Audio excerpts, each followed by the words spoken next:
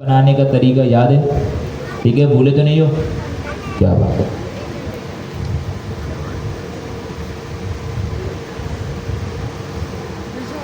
हाँ, user contact कर दो।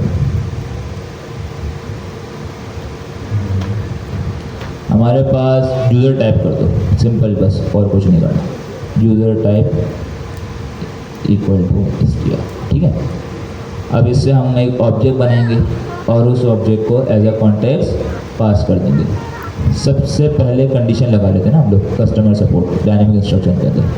हाँ, इसको मिटा दो, फिर रिटर्न को हटा दो, ठीक है, रिटर्न को हटा दो। अब मुझे ये बताएं, कॉन्टेक्स्ट हमने पढ़ा था, कॉन्टेक्स्ट की टाइप जो है रन कॉन्टेक्स्ट रैपर। किसी को याद है? यदि किसको याद नहीं है ये बताएं, सवाल चेंज है, ठीक है। एग्ज़ाम आने वाले हैं और इस वक्त ये सवाल बनता नहीं है यार, ये तो सारा सब कुछ खुद ही दे रहा है, पूरा का पूरा इन्फोर्स कर लेता है। चलो ठीक है, इसको दोबारा हम लिखते हैं सिंपल करके। हमने लगा इफ, अच्छा कॉन्टेक्स्ट जो है इसका नाम या कुछ भी हो सकता है, रैपर भी हो सकता है, डेटा भी हो सकता है, कुछ भी हो सकता है, पैरामीटर है। लेकिन ये याद रहे हमें पास कि रस कॉन्टेक्स्ट रैपर की जो क्लास है इसके अंदर एक प्रॉपर्टी होती है हमारे पास कॉन्टेक्स्ट की, जो कि ऑब्जेक्ट होता है, ठीक है। तो हमारा जो कॉन्टेक्स्ट आएगा हमें उसे एक्सेस करने के लिए इस कॉन्टेक्स्ट की प्रॉपर्टी को सबसे पहले एक्सेस करना पड़ेगा। इसलिए कॉन्टेक्स्ट डॉट कॉन्टेक्स्ट, क्लियर है ना ये? ठीक है, ये हमारे पास ऑब्जेक्ट होता है। अब इसके अंदर हम पास कर रहे हैं कॉन्टेक्स्ट, और वो कॉन्टेक्स्ट कौन सा होगा? User context. तो इसके अंदर कौन सी चीज आ जाएगी? यूजर टाइप की प्रॉपर्टी। तो अब हम क्या करेंगे, context dot user type equal to normal user लिखो, इसको स्मॉल केस में लिखो ना,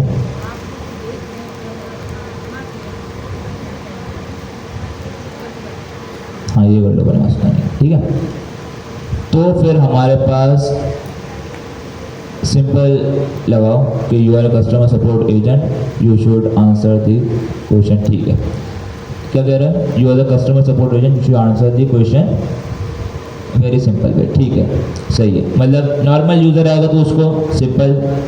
अब आते हैं प्रीमियम वाले केस पे, एलिफ लगा दो ना,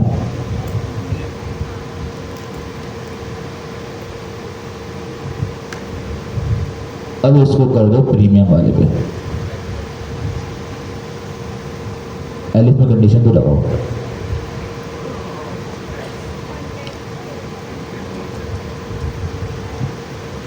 इक्वल टू प्रीमियम करो, ठीक है। You are customer support agent लिखो, you are customer support agent, you should answer the question in very polite, हाँ, एंड डिटेल्ड वे।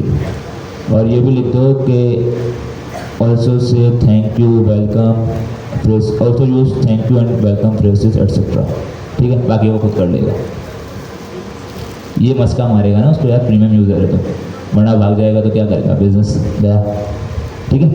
और एस में कर दो simple, you are a customer support agent, answer the user according to the question, ठीक है, simple कर दो। सही है, ज़रूरी नहीं कि इसमें हम इतनी सारी कंडीशन लगाए, मैं सिंपल सिर्फ एक प्रीमियम के लिए भी कंडीशन लगा सकता था, डिपेंड करता है आप पे, आप जो काम इससे करवाना चाहें, ठीक है। मकसद सिर्फ ये है कि आप रन टाइम पे कंडीशन के बेस पे आप इसे डायनेमिकली इंस्ट्रक्शन पास करवा सकें, ठीक है। तो पास कर देते हैं आप,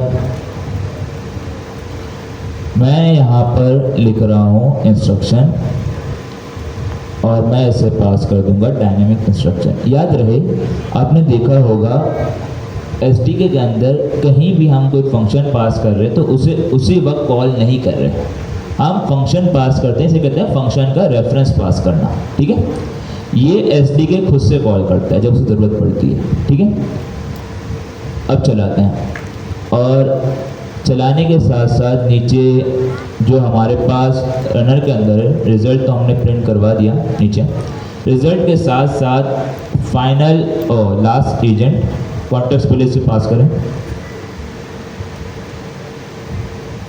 नहीं बनाया, बना लो यार, कॉन्टेक्स्ट बना लो, प्रीमियम यूजर कर दो इसको।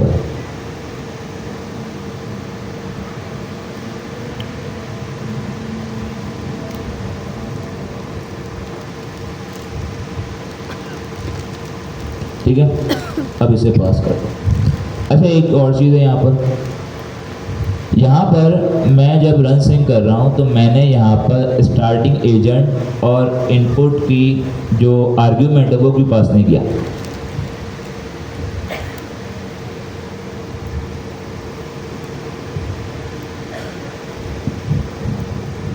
दोबारा पूछता हूँ, यहाँ पर मैंने रन सिंक के अंदर, जरा सबको हटा दें सर, रन सिंक करो, सबको हटा, सबको हटा दो। ये हालत है इनकी, हैं? इसको पेंसिल हटाएं जरा, ओवर आए, अब लगाएं, पेंसिल लगाएं। हाँ जी, क्या क्या आ रहा है आर्गुमेंट हमारे पास, लगाओ यार, इस पर ओवर करो। स्टार्टिंग एजेंट, इनपुट और कॉन्टेक्स्ट वगैरह।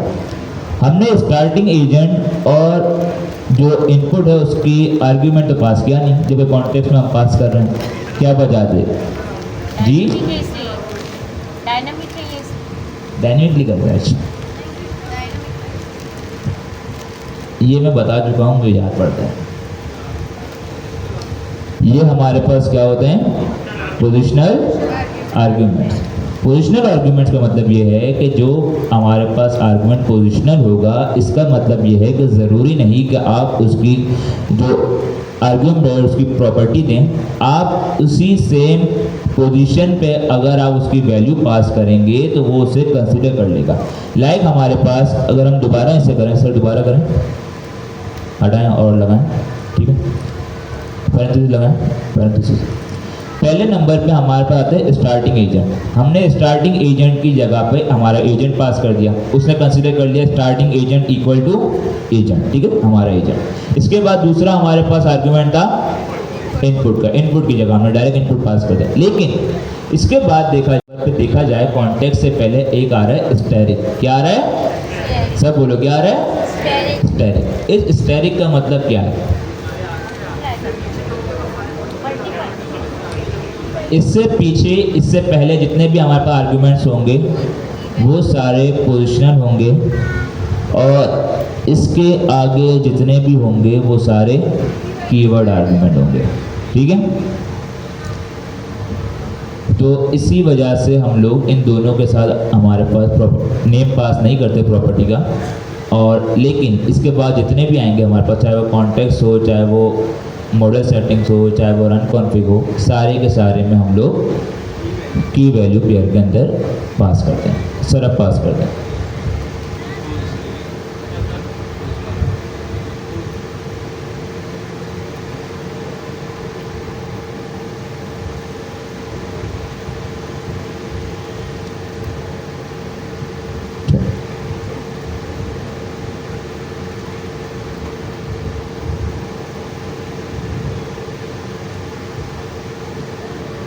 अच्छा ये बताएं, हमारे पास अभी हमने कॉन्टेक्स्ट क्या पास किया था, कॉन्टेक्स्ट दिखाएं सर इनको, ये शॉर्ट टर्म मेमोरी लॉस वाले बंदे हैं। नीचे नीचे करो, नीचे करो। कॉन्टेक्स्ट क्या पास किया, प्रीमियम यूजर। तो कौन सा हमारे पास इंस्ट्रक्शन चलेगा, सब बोलो ना, नहीं समझ आ रहा, ऊपर करो। एक काम करें सर, इस कॉन्टेक्स्ट को प्रिंट करना सबसे पहले यहाँ पर डायनेमिक इंस्ट्रक्शन के अंदर, ऊपर, सबसे ऊपर, सबसे ऊपर, इफ़ी कंडीशन के ऊपर पहले स्टार्ट में, हाँ यहाँ पर प्रिंट करवा दें, होता है, होता है, ठीक है। कॉन्टेक्स्ट प्रिंट करवाया, अभी एक बार चला दें इसे। नहीं नहीं कमेंट नहीं करो यार, ऐसे ही चलाओ बस, स्क्रीन फुल कर दें ताकि इनको नजर आ जाए, चलाओ।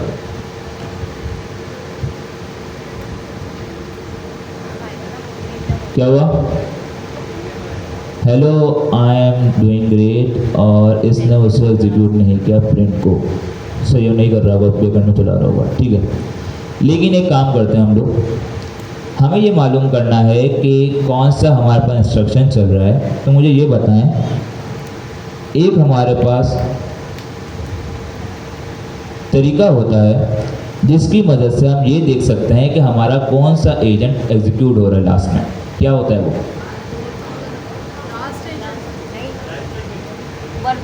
यार सच बता रहा हूँ, सेकंड लास्ट क्लास है, इसमें मुझे ये जवाब मिल रहे हैं ना, मुझे अब फिक्र हो रही है एग्जाम की।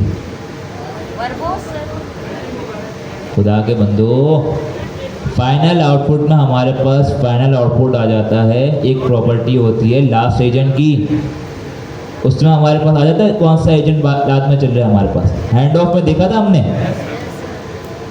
क्या होगा इनका, पिन करा दें। यार सही बताओ, एग्जाम की तैयारी कितने लोग कर रहे हैं? ऑनेस्ट डेटा यही, तभी तो समझ आ गया ना यार, नहीं हुई तैयारी।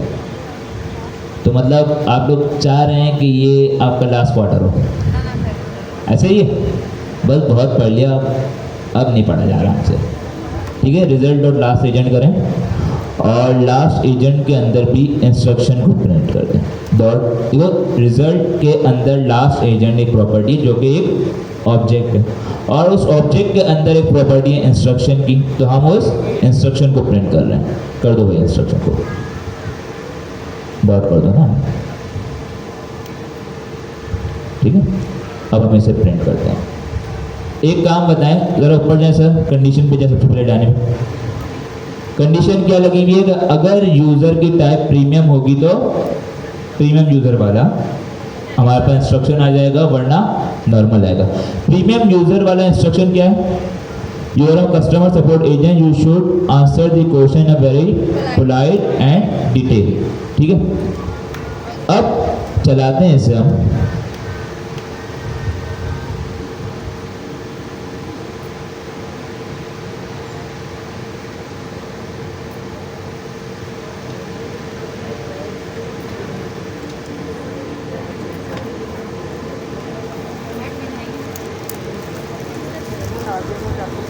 जो कॉन्टेक्स्ट है ना, ये हमारे पास एक ऑब्जेक्ट की तरह आता है।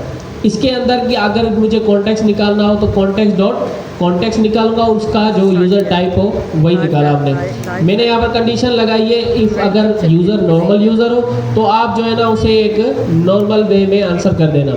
लेकिन अगर जो हमारा यूज़र है वो प्रीमियम हो तो आपने उसे बड़े पोलाइट वे में आंसर करना है और बार बार उसको कहना है थैंक यू सर, ताकि वो खुश फहमी का शिकार हो जाए, ठीक है। और उसमें हमने लास्ट में लिख दिया है कि अपना एल्स के अंदर के नॉर्मल आंसर कर देना है अकॉर्डिंग टू द क्वेश्चन। और हमने अपनी इंस्ट्रक्शंस की जगह पर इंस्ट्रक्शंस के साथ कौन सा फंक्शन पास कर दिया है, अपना डायनामिक इंस्ट्रक्शंस वाला। और हमने कॉन्टेक्स्ट जो बनाया है, कौन सा बनाया है? यूज़र टाइप क्या है? Premium user. तो उसूलन कौन सा कॉन्टेक्स्ट चलना चाहिए? प्रीमियम यूज़र वाला, यही। तो सर यही बताने की कोशिश कर रहे हैं कि अब हम देखते हैं कि कौन सा कॉन्टेक्स्ट चलता है। जी सर। अच्छा जी, तो क्या है हमारे पास? इंस्ट्रक्शन नहीं है, इंस्ट्रक्शन को कॉल कर दो। एक काम करो, एक काम बताएं, यहाँ पर हमारे पास जब जाएं, ये क्या लिखा हुआ है? फंक्शन डायनेमिक इंस्ट्रक्शन, ठीक है। मतलब ये फंक्शन है, फंक्शन का रेफरेंस आ रहा है। क्या आ रहा है ये? अब ये चीज़ें आपको पता होनी चाहिए, ठीक है। अब इसको हम एक काम करते हैं, ये फंक्शन का रेफरेंस आ रहा है, तो हमारे केस में हमने कहा कि फंक्शन का रेफरेंस जब हम पास करते हैं तो वो चीज़ एजेंट एसडीके खुद कॉल करता है, लेकिन अभी हमें उसका आउटपुट चाहिए। तो हम क्या करें? खुद कॉल कर लें इसको, ठीक है। राउंड ब्रैकेट लगा दो इसको। अब देखते हैं क्या आएगा हमारे पास जी।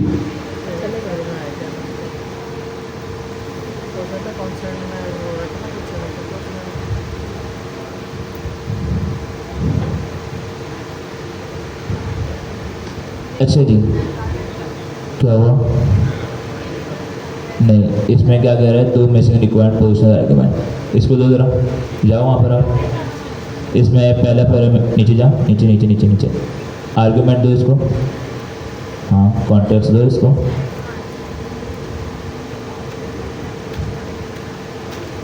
हाँ, और दूसरा एजेंट दे दो, ठीक है। अब चलाओ। अभी भी नहीं आएगा तो इसकी की दे देना। ये सारी चीज़ें वैसे बताने का मकसद सिर्फ इतना ही था, लेकिन ये सारी चीज़ें आपको पता होनी चाहिए। क्या करें, इसको कॉन्टेक्स्ट के वो दो, कीवर्ड दो, की पेयर में दो उसको, ठीक है। कॉन्टेक्स्ट के पहले वो दो, context equal to user context,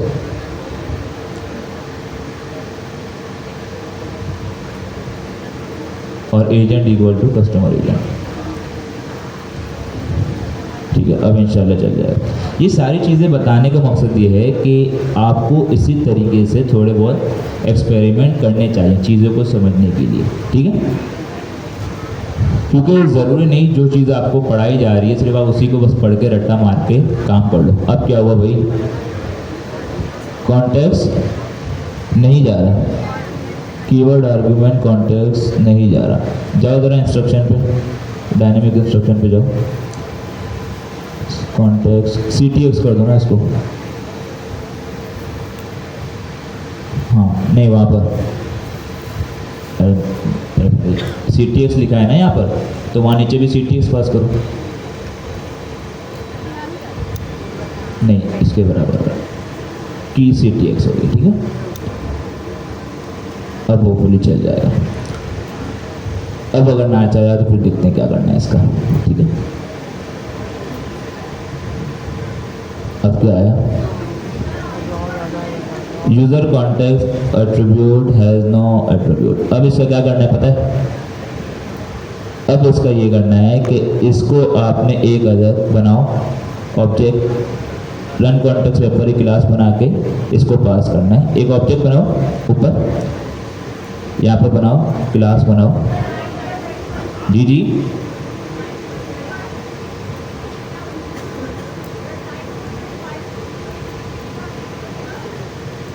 ये चीज़ मैं आपको एक्स्ट्रा बता रहा हूँ, इसकी कोई वो नहीं है, ठीक है। लेकिन ये समझ लें कि पहले वो खुद से कॉल कर रहा था, इस बार हम उसे कॉल कर रहे हैं, ठीक है। यूज़र कॉन्टेक्स्ट किया आपने, इसके अंदर कॉन्टेक्स्ट की नहीं, एक मिनट में लिखा, ठीक है। लेट्स सी अब अगर चलता है नहीं चलता है, इसको चलना पड़ेगा। ऐसे कैसे चला करेंगे यार इसको।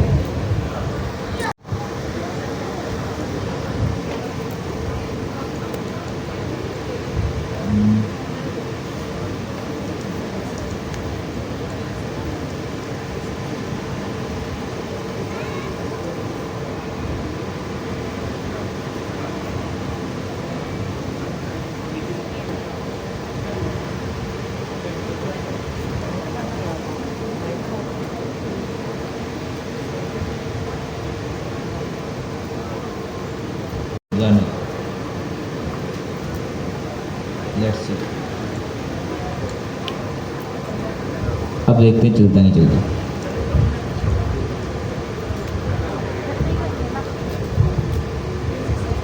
अब क्या आया, कॉन्टेक्स्ट इज नॉट डिफाइंड।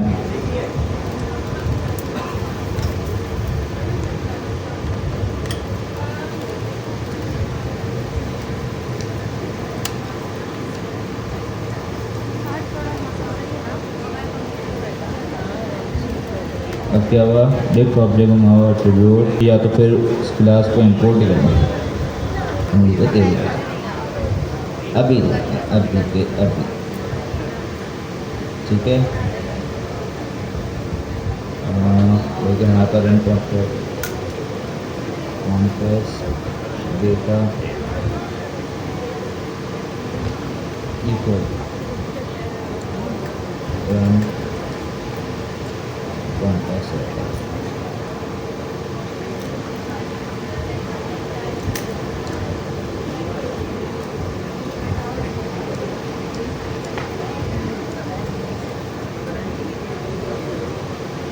चलिए ठीक है। अब इसमें आ गया रहा है हमारे पास रन कॉन्टेक्स्ट रैपर के अंदर हमें सबसे पहले कॉन्टेक्स्ट आया, उसमें यूज़र की टाइप क्या आई, प्रीमियम। अब यहाँ पर देखते हैं हमारे पास ये है इंस्ट्रक्शन, क्या है, मैं इसको हाईलाइट भी कर लेता हूँ, ठीक है। बहुत सारी चीज़ें आ गई ना, मैं इसको क्लियर कर लेता हूँ और इसको हाईलाइट कर लेता हूँ, ठीक है। मैं यहाँ पर करता हूँ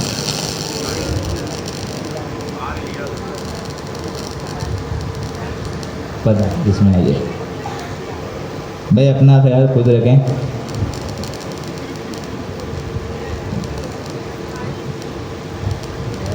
ठीक है, ये इंस्ट्रक्शन हो गए और ये हमारा हो गया फाइनल आउटपुट। ठीक है, चलो चलाएं सर इसको, आपके शुभ हाथों से आपके लैपटॉप को चलाएं। चलो भाई,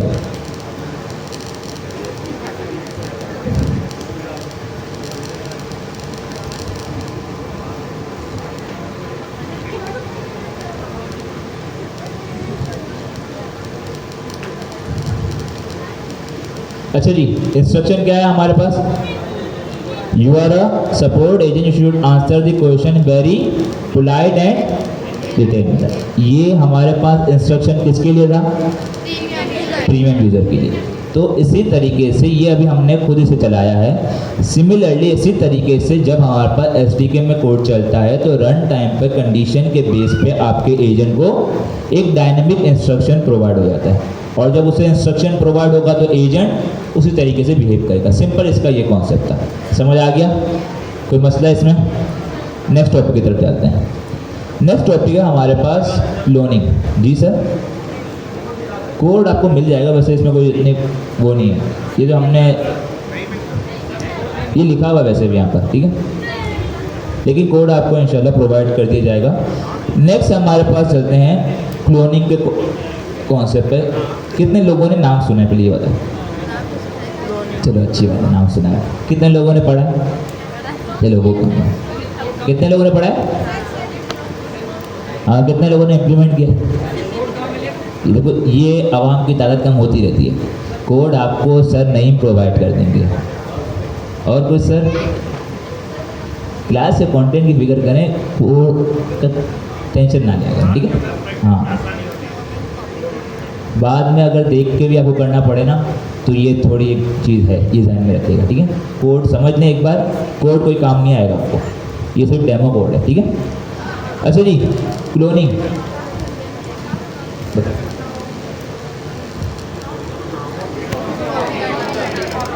एक चीज़ की कॉपी बना देना। हाँ, रेप्लिका, बिल्कुल ठीक है। सिमिलरली हमारे पास एजेंट एसडीके के अंदर एक इन्होंने कॉन्सेप्ट दिया हुआ है क्लोनिंग का। क्या दिया हुआ है? क्लोनिंग का, जिसकी मदद से आप अपने एक एजेंट का क्लोन बना सकते हो। एक एजेंट का क्लोन बना सकते हो। अब इसकी ज़रूरत क्या पड़ी? भाई जब हम नॉर्मल एजेंट बना सकते हैं तो फिर क्लोन बनाने की ज़रूरत क्या पड़ी? ऐसे ही है। सिंपल बात यह है, मैं आपको सिंपल एग्जांपल दे रहा हूँ। आपके पास एक एजेंट है, स्टोरी राइटिंग एजेंट, क्लियर है? क्या, कौन सा एजेंट है?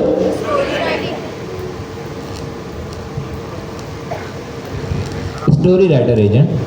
अब आप चाह रहे हो कि मैं अभी इसको छोड़ दो फिलहाल, यहाँ सुन लो, ठीक है? तब तक चल जाएगा जी। वो गए हैं इसीलिए गए हैं, ठीक है? स्टोरी राइटर एजेंट है। अब मुझे ये बताएं, हमारे पास मल्टीपल कंपनी के मॉडल्स होते हैं। एक जेमिनी का मॉडल है, एक ओपन एआई का मॉडल है, एक हमारे पास है एंट्रोपिक का क्लाउड का मॉडल। ऐसे ही होते हैं।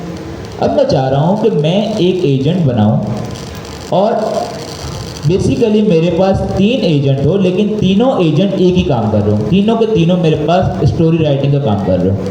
अब तीनों में से मुझे डिफरेंस देखना है कि तीनों में से कौन सा एजेंट जो है वो मेरा अच्छा परफॉर्म कर रहा है।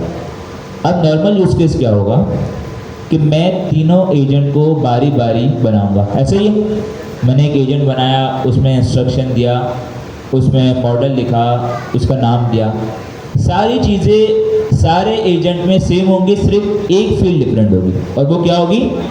मॉडल की फील्ड। एक की मॉडल में जेमिनी का मॉडल आ रहा होगा, एक के अंदर ओपन एआई का, एक का और एंट्रोपिक का, ठीक है?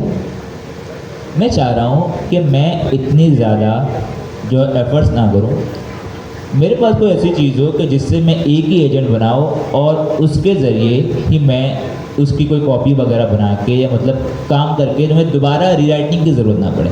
यहाँ पर यही कॉन्सेप्ट इन्होंने दिया हुआ है। ये कहते हैं कि आपका एक एजेंट आपने बनाया, आप क्लोन के मेथड के ज़रिए, ठीक है, मेथड उन्होंने दिया हुआ है, क्लोन के कॉन्सेप्ट के ज़रिए आप उस एजेंट का कॉपी बना सकते हो और उस नए एजेंट में जो फील्ड अपडेट करवाना चाहो वो करवा सकते हो। अब मैंने एक बेस एजेंट बनाया, उससे मैंने जब एजेंट बनाए तो अब मैंने वहाँ पर जो चेंजेस की वो ये की कि सब मैं अलग अलग कॉपी करवा के सिर्फ मॉडल चेंज कर दिया। फ़ायदा क्या हुआ? एक तो मुझे अलग अलग एजेंट बनाने की नीड नहीं पड़ी। दूसरा, कल को मुझे किसी एजेंट के अंदर कोई इंस्ट्रक्शन चेंज करना है, स्टोरी राइटिंग का एजेंट, उसमें इंस्ट्रक्शन चेंज करना है, मुझे तीनों के तीनों एजेंट के अंदर इंस्ट्रक्शन चेंज करने की ज़रूरत पड़ेगी। कल को मुझे कोई और चीज़ चेंज करनी है, मैंने मॉडल सेटिंग लगाई हुई है, टेम्परेचर लगाया हुआ उसमें, ठीक है, क्रिएटिविटी के लिए, मुझे वो चेंज करना है, मुझे हर एजेंट में जाकर चेंज करना पड़ेगा, ऐसे ही है। लेकिन अगर मैंने एक एजेंट बनाया हुआ है और दूसरे सारे उसकी कॉपी हैं, तो जब मैं एक एजेंट में चेंज करूँगा वो सब में अफेक्ट हो जाएगा। यही फ़ायदा है इसका, ठीक है। अब हम यही करेंगे, एक हम एजेंट बनाते हैं और उसको एक काम करते हैं कि मॉडल तो हम चेंज नहीं करते, हम कोई और सेटिंग चेंज कर देते हैं इसकी, ठीक है। हम एक बेस एजेंट बनाते हैं, उसके बाद हमारे पास जो तरीका इन्होंने क्या बनाया है, पायरेट एजेंट नहीं बनाते हैं, हम एक बेस एजेंट बनाते हैं, उससे फिर हम देखिए एक स्टोरी राइटिंग एजेंट बनाओ और इससे फिर हम दूसरे 2-3 बना लेंगे, ठीक है।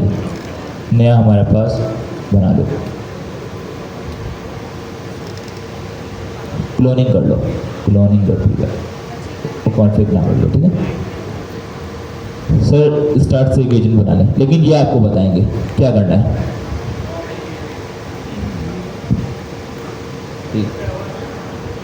अच्छा जी, एजेंट बनाना है, क्या करना पड़ेगा?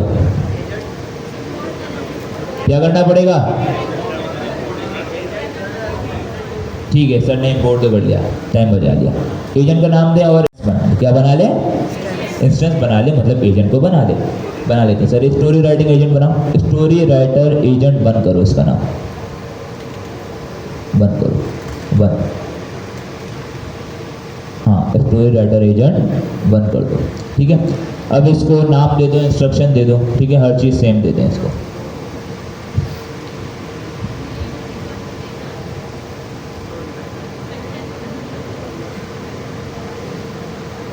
इसे मॉडल सेटिंग देते हैं और मॉडल सेटिंग में हम इसे मैक्स टोकन दे देते हैं।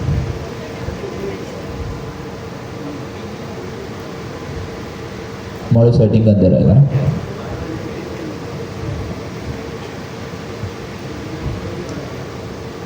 ठीक है। इसके मैक्स टोकन कर लो 100 कर दो इसे, ठीक है। क्या कर लो, बल्कि इसके 100 नहीं करो, इसके आप एक काम करो, इसमें मॉडल सेटिंग दो ही मत, इसमें मॉडल सेटिंग आपने नहीं देनी, हाँ डालो, कुछ भी नहीं कर रहा मैं इसमें, सिंपल है। अब इसी की हमें कॉपी बनाएंगे, जो कि स्टोरी राइटर एजेंट 2। अब यहाँ पर हमारे पास चेंज आएगा, वो क्या आएगा, हम जो ऊपर हमने एजेंट बनाया हम उसको पहले कॉल करवाएंगे। हमने कहा एजेंट, याद रहे मैं एजेंट क्लास से नया एजेंट नहीं बना रहा, मैंने जो ऊपर एजेंट बनाया है मैंने उसको कॉल करवाया। और अब इस एजेंट के जो ऑब्जेक्ट है, क्योंकि क्लास से हमेशा क्या बनता है, ऑब्जेक्ट, इंस्टेंस बनता है, ठीक है। तो इसको इंस्टेंस बोले, वैसे इंस्टेंस कहते हैं इसको, ऑब्जेक्ट भी आप इसमें ऑब्जेक्ट बनाया, इसके अंदर एक अदद मेथड है, मेथड कहते हैं फंक्शन को, किसे कहते हैं, फंक्शन को। लेकिन अगर जो क्लास के अंदर फंक्शन लिखा जाए उसे क्या कहते हैं, मेथड। तो मेथड है वो है क्लोन का, कौन सा, क्लोन का। जैसे हमने पिछली क्लास में देखा था एजेंट एस टूल, सिमिलरली एक मेथड है हमारे पास क्लोन का, इस क्लोन के मेथड के जरिए हम क्लोनिंग कर सकते हैं। अब बात यहाँ ये आती है, ये चल जाएगा ऐसे,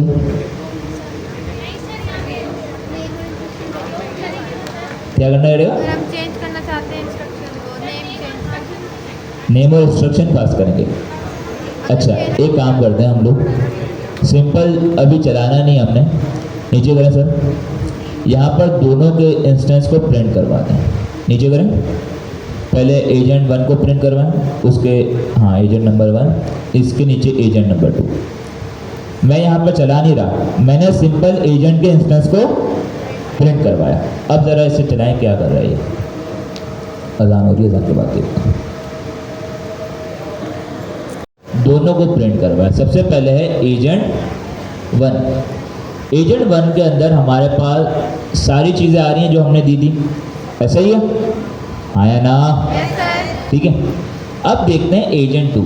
हमने एजेंट 2 को एजेंट 1 का कॉपी बनाई, एजेंट 1 की कॉपी बनाइए। तो अब ज़रा दोनों में देखो, एजेंट 1 का नेम क्या है? एजेंट 1 का नेम क्या है भाई? ऊपर से name, story writer agent 1। Agent 2 का नाम क्या है? उन दोनों के इंस्ट्रक्शन देखें ज़रा, सेम है। उसका क्या मतलब हुआ कि उसने एज इट इज़ बिल्कुल सेम कॉपी उसने बना के दे दी, उसने कोई भी चेंज नहीं किया। अब हम क्या करेंगे कि हमें इसमें कुछ चेंजेस करनी है। हम क्या कर रहे हैं कि इनका नेम और नेम चेंज कर दें, इंस्ट्रक्शन सेम रहेगा। ठीक है। फिलहाल हमारे केस में आप चाहें तो कोई भी कह सकते हैं कि कोई भी फील्ड को चेंज कर सकते हैं, चाहे आप टूल्स को अपडेट करना चाहें, चाहे आप इसमें हैंड ऑफ को अपडेट करना चाहें, चाहे इंस्ट्रक्शन हो, चाहे नेम हो, चाहे मॉडल हो, कुछ भी। क्लोनिंग का कॉन्सेप्ट सिर्फ इतना ये है कि आप अपने प्रीवियस एजेंट से एक दूसरा क्लोन बना सकते हैं और उसकी सारी चीज़ें इस्तेमाल कर सकते हैं। ठीक है सर, अब करें इसको, नेम चेंज कर दें।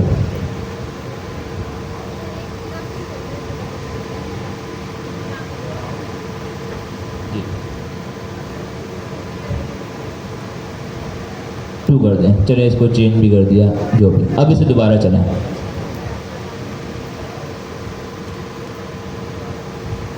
अब हमारे पास एजेंट 2 के नेम में क्या आ गया? Story writer agent 2। तो ये कॉन्सेप्ट है हमारे पास, सिंपल, इसमें कोई रॉकेट साइंस नहीं है, सिर्फ क्लोनिंग का एक कॉन्सेप्ट है। एक सवाल ये है आप लोगों से, ठीक है, वो आपका असाइनमेंट है और आप लोगों ने वो करना है। शैलो कॉपी और डीप कॉपी पढ़ी थी? नहीं पढ़ी? कभी नहीं पढ़ी? टाइपस्क्रिप्ट में भी नहीं पढ़ी?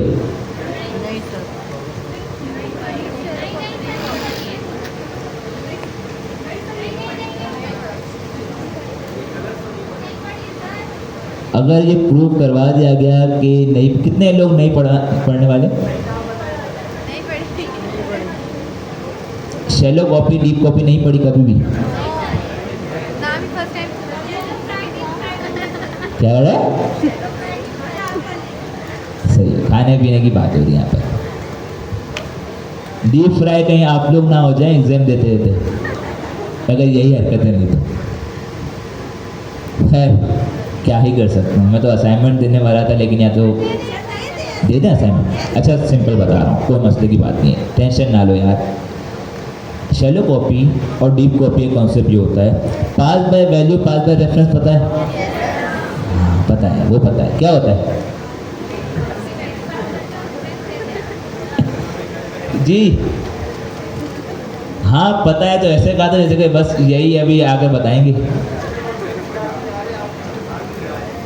जी जी ऐसे सिंपल बता रहा हूँ, ठीक है, बता रहा हूँ मैं, आपने सही बता रहे हैं। सिंपल ये होता है, हमारे पास कुछ वैल्यूज होती हैं, जैसे कि प्रिमिटिव कहें कि वेरिएबल, स्ट्रिंग, वेरिएबल में स्ट्रिंग, बूलियन, और दूसरी जो हमारे पास वैल्यू होती हैं वो जब कॉपी होती हैं तो उनकी पूरी वैल्यू कॉपी होकर आ जाती हैं। लेकिन हमारे पास कुछ म्यूटेबल डेटा टाइप्स होती हैं, जिसे कहते हैं लिस्ट, डिक्शनरी, जिनको हम चेंज कर सकते हैं रन टाइम पे, मतलब आगे बढ़ते गए। वो जब हमारे पास कॉपी होती है तो वो वैल्यू कॉपी नहीं होती, उनका रेफरेंस कॉपी होता है। रेफरेंस अभी हमने देखा था, पाइथन के फंक्शन दे रहे थे, उसने क्या किया, कोई नंबर की तरह उसने दे दिया, उसने एक्चुअल फंक्शन को पास नहीं किया, उसने उसका रेफरेंस पास किया। रेफरेंस का कॉन्सेप्ट ये होता है कि रेफरेंस जब हम पास होते हैं तो वो सेम चीज़ ही हर जगह पास हो रही होती है, और अगर एक जगह पर आपने अपडेट की तो वो हर जगह अपडेट हो जाती है।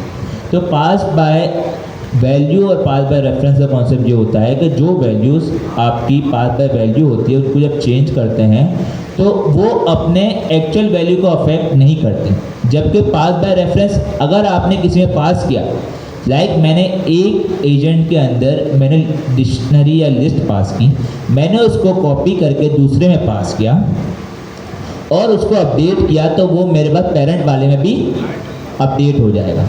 क्लियर है?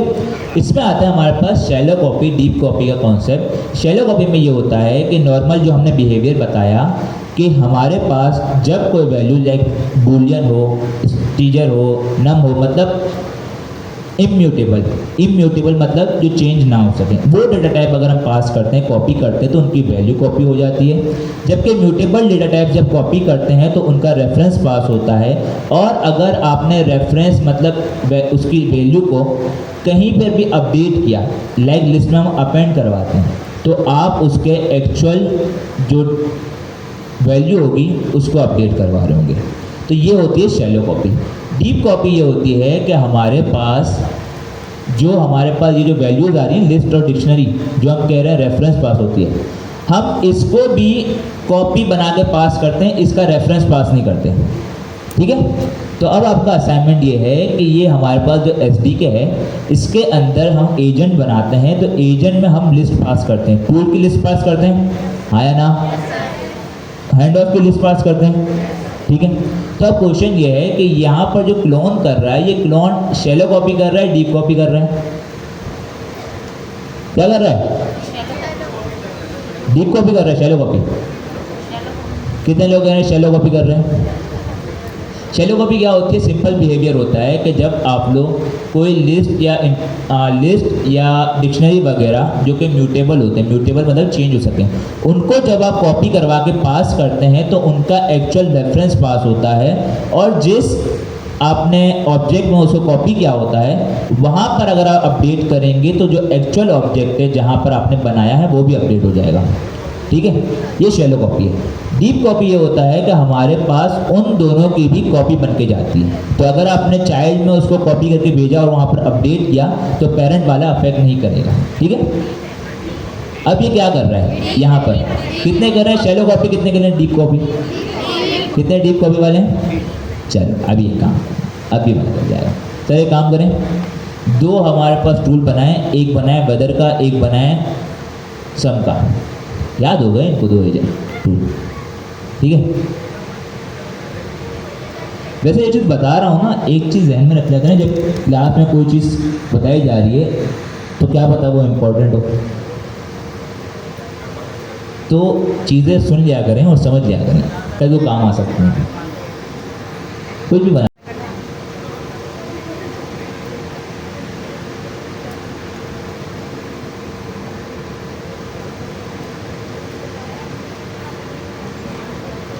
ठीक है? अब जो हमारे पास पहला एजेंट है उसके अंदर आप टूल को पास कर दें, वेदर वाले टूल को। ठीक है? सिर्फ वेदर वाले टूल को। और अब ज़रा प्रिंट करवाएं। हाँ, प्रिंट सिर्फ दूसरे वाले को करवाएं, पहले वाले को ना करें। पहले वाला हमें पता ही है क्या है उसमें, दूसरे वाले में देखते हैं ना क्या आ रहा है। अच्छा सही, मतलब डीप कॉपी में कॉपी नहीं होकर जाता, तो कॉपी तो होकर है ना। कितने लोग कह रहे हैं शैलो कॉपी होता है? कितने लोग कह रहे हैं डीप कॉपी होता है? कितने लोग कह रहे हैं कुछ भी नहीं होता? कितने लोग कह रहे हैं सर के ऊपर से जा रहे हैं? ठीक है, ऐसा नहीं कराएं, समझ आ जाएगा, मसला नहीं है। ठीक है? टेंशन नहीं लगेगा। बंद करें इसे ज़रा, बंद कर दें इसको। अब एक काम करें, हमने ये तो देख लिया इसको कि एजेंट में हमारे पास जो दूसरा वाला एजेंट है उसमें भी टूल आ रहा है, ऐसे ही है, हाँ ना? अब मैं एक काम करता हूँ, क्योंकि मेरे पास जो सेकंड वाला एजेंट है, सेकंड वाला एजेंट ये एक ऑब्जेक्ट है, ऑब्जेक्ट के अंदर एक लिस्ट है, लिस्ट के मुझे मेथड पता है। अगर मुझे लिस्ट में एक दूसरी चीज़ ऐड करवानी, मैं क्या कर सकता हूँ? लोड अपेंड करते हैं ज़रा। आप लिखो sir story agent 2, story agent 2, हाँ लिखो एजेंट 2 डॉट टूल्स। ठीक है? लिस्ट आ गई, डॉट अपेंड कर दो, सम का टूल कर दो। देखो होशियार है ये, ठीक है। मैंने क्या किया, मेरे पास जो लिस्ट आ रही थी टूल की, उसमें मैंने एक अदर और टूल अपेंड करवा दिया। अब मैं एक काम करता हूँ, इसको मैं प्रिंट करवाता हूँ, ठीक है। अब ज़रा देखने वाली बात यह है कि मेरे एजेंट टूल के अंदर जो सेकंड एजेंट है उसके टूल कितने हैं, ज़रा देखो ज़रा कितने टूल है सर। बदल टूल आ गया और नीचे हमारे पास सम का टूल भी होगा।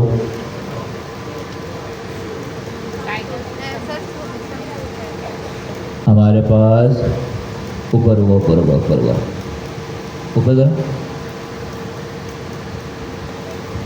फंक्शन हो रहा है एंड में, ठीक है। दोनों टूल आ गए, आया ना, इतना समझ आया, दोनों टूल आ गए। मैंने क्या किया, सिंपल जब कॉपी किया, कॉपी करने के बाद उसके टूल को मैंने अपेंड करवा दिया, मतलब अब उसमें दो टूल आ रहे हैं।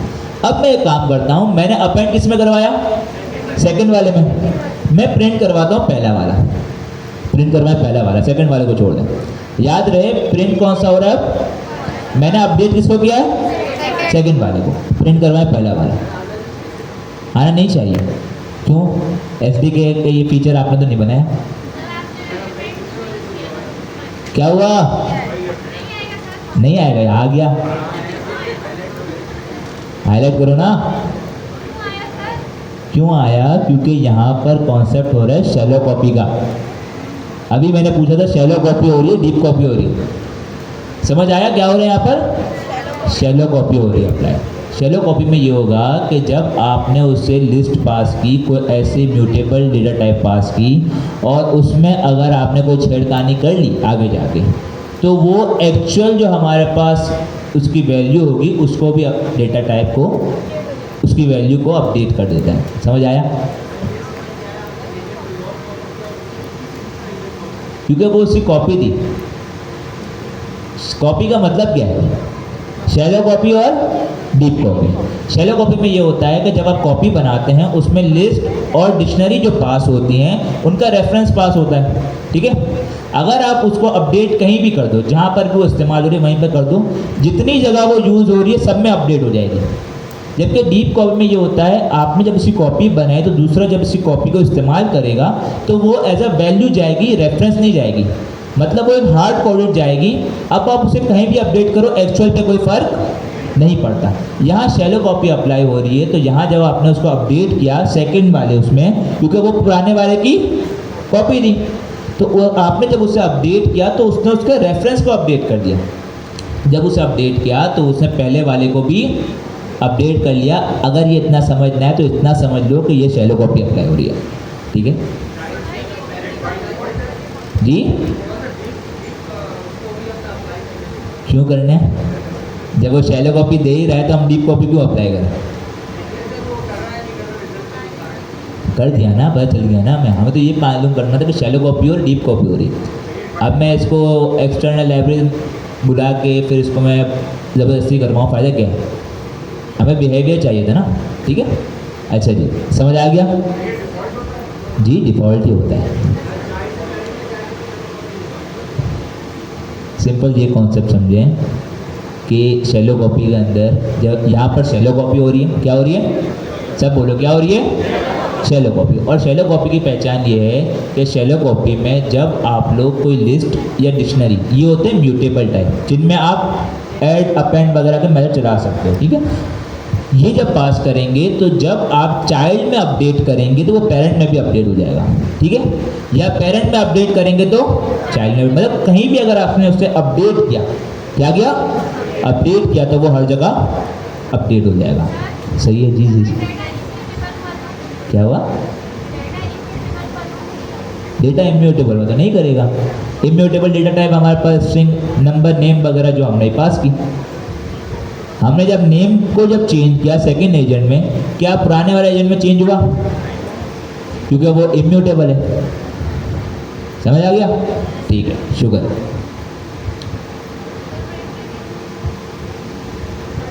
पाँच मिनट का ब्रेक लेते हैं, कोई कहीं नहीं जाएगा, इसके बाद नेक्स्ट टॉपिक की तरफ जाते हैं, ठीक है। फंक्शन टूल के डेकोरेशन टूल बनाते हैं। फिर हमने देखा था कि हम इस टूल के जो डेकोरेटर है इसमें बहुत सारे आर्ग्यूमेंट भी हैं, हम उसकी मदद से चेंज भी कर सकते हैं। हमने टूल का नाम चेंज करके देखा था, हमने टूल की डिस्क्रिप्शन चेंज करके देखी थी। हमने ये देखा था कि भाई अगर टूल के अंदर आप एक प्रॉपर्टी होती है यूज डॉक स्ट्रिंग इन्फो, अगर वो ना करें तो क्या होगा। अच्छा ये बताएं, टूल की जो हमारे पास डिस्क्रिप्शन जाती है LLM के पास स्कीमा के बेस में, वो टूल की डिस्क्रिप्शन कहाँ से आती है? डॉक स्ट्रिंग से। कहाँ से आती है? डॉक स्ट्रिंग से आती है। तो अब सिमिलरली हमारे पास जिस तरीके से फंक्शन टूल के अंदर दूसरा आर्ग्यूमेंट है, एक हमारे पास आर्ग्यूमेंट है इज इनेबल का। कौन सा आर्ग्यूमेंट है? Is enable. सबसे पहले डॉक्यूमेंटेशन में जाते हैं, ठीक है, ये सर ने आपको दिखा भी दिया कोड में भी। अब डॉक्यूमेंटेशन में जाते हैं, वो क्या कहता है, ठीक है। आपको इस क्वार्टर में, वैसे नॉर्मली हमारी हर क्लास की अपनी अप्रोच होती है, मैंने कोशिश की है इस क्वार्टर में तकरीबन मैं जितनी भी क्लास अटेंड की है सबको मैं डॉक्यूमेंटेशन और रेपोजिटरी का रेफरेंस ज़रूर दे रहा हूँ, क्योंकि आपको ये पता होना चाहिए कि आपके टीचर भी जो पढ़ाते हैं तो वो भी वैलिडेट करके हर चीज़ डॉक्यूमेंटेशन से, जो हमने हमारे टीचरों ने हमें पढ़ाया वहाँ से डॉक्यूमेंटेशन और सारे रिसोर्सेज देख कर पढ़ाते हैं। ऐसा नहीं होता कि हमें हर चीज़ हर वक्त याद होती है, हमें वैलिडेशन के लिए डॉक्यूमेंटेशन के पास जाते हैं। डॉक्यूमेंटेशन होती है इसीलिए, तो आप भी हर चीज़ डॉक्यूमेंटेशन पे जाएं। सर टूल्स के उसमें जाएं, टूल्स में जाएं, हमारे पास टूल्स में जाएं, यहाँ अच्छा ये उसमें रेफरेंसेस है, रेफरेंसेस में नहीं जाना मैं, ऊपर चले जाएं, ये API रेफरेंसेस है, यहाँ पर टूल में जाएं, ठीक। यहाँ पर हमारे पास एक ऑप्शन होगा कंडीशनल टूल इनेबलिंग, नीचे करें सर, सेकंड लास्ट है कंडीशनल टूल इनेबलिंग, और नीचे हाँ ये आ गया। क्या लिखा हुआ है? ये कह रहा है यू कैन कंडीशनली इनेबल और disable agent tools at run time using the is enable parameter. क्या कह रहा है ये? वे सिंपल कह रहा है इनेबल डिसेबल का मतलब क्या होता है? आपने वेबसाइट इस्तेमाल की है, हाँ ना, वहाँ पर एक आपके पास बटन होता है इनेबल, मतलब जिसको आप क्लिक कर सकते हैं, मतलब जिसको आप इस्तेमाल कर सकते हैं। लेकिन आपने देखा होगा कभी कभी आप किसी बटन को क्लिक करते हैं तो चेकआउट के बटन पर क्लिक करते हैं, ठीक है, इसके बाद वो डल हो जाता है। क्या हो जाता है? डल, उसको क्लिक नहीं कर पाते, मतलब उसको इस्तेमाल नहीं करते, उससे हम कहते हैं डिसेबल्ड, ठीक है। सिमिलरली ये कह रहा है इनेबल का मतलब ये जिससे आप इस्तेमाल कर सकते हैं, डिसेबल का मतलब जिसको आप इस्तेमाल नहीं कर सकते, जो कि नहीं। अब ये कह रहा है कि आपके जो एजेंट है LLM है जिसके पास आपके टूल जाते हैं, एक हमारे पास आर्ग्यूमेंट है इज इनेबल का, इसकी मदद से आप अपने टूल को इनेबल कर सकते हैं या डिसेबल कर सकते हैं। अगर इनेबल होगा तो वो टूल LLM के पास जाएगा, अगर डिसेबल होगा तो वो टूल LLM के पास नहीं जाएगा। क्लियर है? समझ आया? बाय डिफॉल्ट इसकी प्रॉपर्टी ट्रू होती है, तभी हमारे पास वो LLM के पास जाता है, ठीक है। अब एक काम करते हैं, हम एक सिंपल यहाँ पर वेदर का टूल बना रहे हैं, वेदर का टूल हमने पास कर दिया, एक क्वेरी करते हैं सिंपल वेदर की। चलो क्वेरी करें सिंपल वेदर की।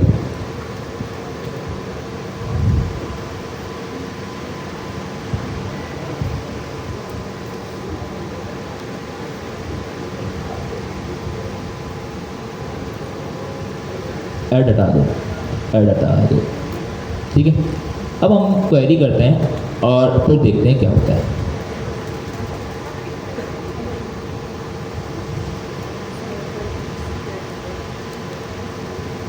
टूल कॉल हो गया weather in Karachi is cloudy, मतलब टूल कॉल हो गया। हम जाते हैं इसके लॉग पे,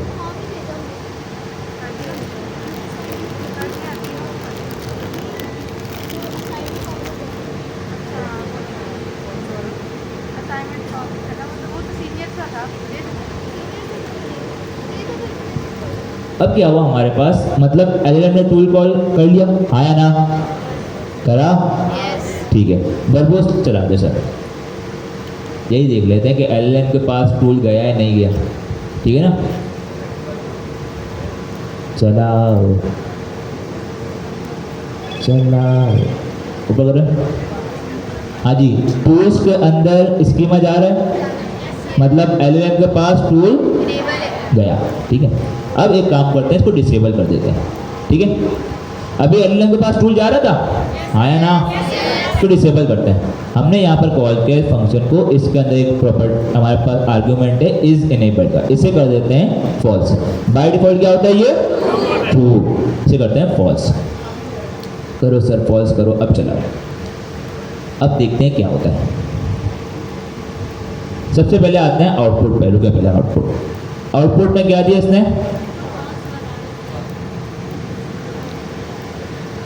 ठीक है, इसने अपनी तरफ से डेटा दे दिया, लेकिन जरा टूल्स देंगे, टूल्स जा रहे हैं एलएलएम को, देखो टूल्स क्या जा रहा है, एम्प्टी जा रहा है, इसका मतलब टूल अब नहीं जा रहा, ये डिफरेंस है, समझ आया।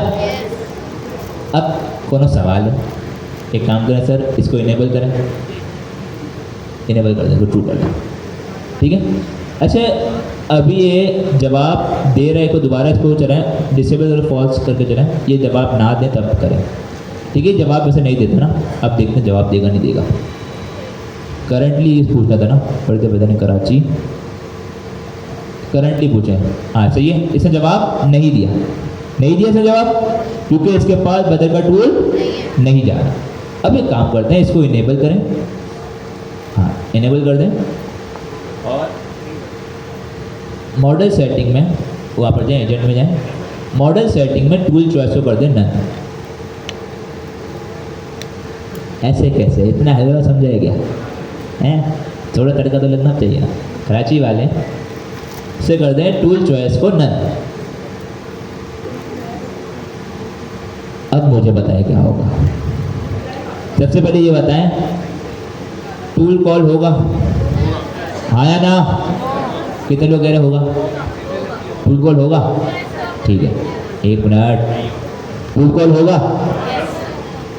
मॉडल सेटिंग क्या होती है, यार मुझे बड़ा मजा आता है रैगिंग करने में यार। मॉडल सेटिंग ये होती है हमारे पास, जो हमारे पास एलएलएम इस्तेमाल करें, लार्ज लैंग्वेज मॉडल, उसकी सेटिंग्स होती हैं, उसके पैरामीटर, उसकी कहते हैं कॉन्फ़िगरेशंस होती है कि मॉडल का बिहेवियर कैसा है। हमने कहा टूल चॉइस नन, इसका मतलब मॉडल टूल को कॉल नहीं करेगा। अब बताएं कि इज इनेबल हमने किया है ट्रू, टूल चॉइस किया हुआ है नन, तो क्या मॉडल टूल को कॉल करेगा, नहीं करेगा। तो इसका मतलब हमारे पास आउटपुट नहीं आना चाहिए, ऐसा ही है। लेकिन बात तो ये है कि हमने जो इनेबल इज इनेबल को ट्रू किया हुआ है। कितने लोग कह रहे रहेगा, कौन कह रहा था, सही है, कोई मसला नहीं, एक अकेले होने कोई मसला नहीं है, ठीक है। कितने लोग कह रहे टूल कॉल होगा, कितने कह रहे टूल कॉल नहीं होगा, एलएलएम अपना जवाब देगा, चलो देखते हैं यार। अच्छा इन्होंने लाइन नंबर 24 बता भी दिया, इसमें रहेगा, चलो देखते हैं क्या हुआ। उसने जवाब नहीं दिया, सेम आंसर था दोनों के अंदर काइंड ऑफ, ठीक है। मतलब ये हुआ कि जब आपने इज इनेबल को कर दिया फॉल्स, तब भी सेम आपको बिहेवियर मिला, जब आपने टूल चॉइस को कर दिया नन, तब भी आपको सेम बिहेवियर मिला। तो दोनों में फर्क क्या हुआ, हाँ बोलो बोलो बोलो, जो समझ आ रहा है बोलो। अच्छा अगर मैं मल्टीपल टूलों को इसको इज इनेबल फॉल्स कर दूं तो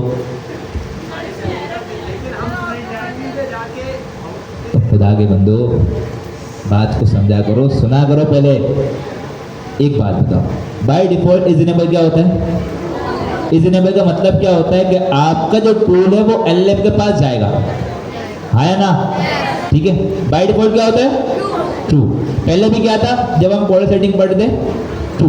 इसके बाद जब वो एलएलएम के पास गया तो हमने एलएलएम की सेटिंग बताई कि आपने टूल कॉल नहीं करना। सर ऊपर करें जरा, वर्बोस में जाएं, तो नहीं उसको यहाँ पर स्क्रॉल करो, यहाँ टूल जा रहा है, टूल को करो, ऊपर करो, ऊपर करो, ये रहा टूल जा रहा है।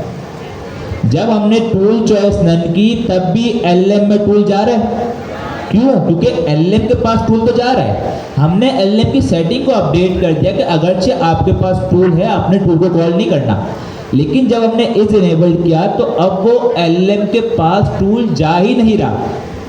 ये दोनों में डिफरेंस है। जब हमने इज इनेबल किया, इज इनेबल का मतलब ये है कि अब वो टूल LLM के पास जाएगा ही नहीं चलेगा। जब जाएगा नहीं, चलेगा नहीं। जब आपके पास मोटरसाइकिल नहीं होगी तो आप चलाओगे कैसे? सिंपल है, अगर एक लड़के के पास मोटरसाइकिल नहीं है वो नहीं चला पाएगा। लेकिन घर पे मोटरसाइकिल है, अम्मी ने मना किया हुआ है, खबरदार तुमने चलाए, टांगे तोड़ दूंगी तुम्हारी। तो दोनों में डिफरेंस है। एक क्या है, आपके पास रिसोर्स मौजूद है लेकिन आप इस्तेमाल नहीं कर सकते, उसे इजाज़त नहीं है। एक केस में आपके पास रिसोर्स ही मौजूद नहीं है। तो ये दोनों में डिफरेंस है कि टूल चॉइस नन जब आपने किया है तो आपका मॉडल टूल को कॉल नहीं करेगा अगरचे उसके पास टूल हो। लेकिन जब आपने इज इनेबल्ड कर दिया फॉल्स, तो उसमें आप लोग LLM के पास टूल ही नहीं भेजते। अब इसका फ़ायदा क्या है? फ़ायदा ये है कि अभी हमारे पास सिंपल एक टूल था, कल को हो सकता है हमारे पास मल्टीपल टूल हो। कितने हो? मल्टीपल टूल हो। अब चाह रहे हैं कि भाई मैं किसी को कोई टूल अलाउ करूं, किसी को कोई टूल अलाउ ना करूं।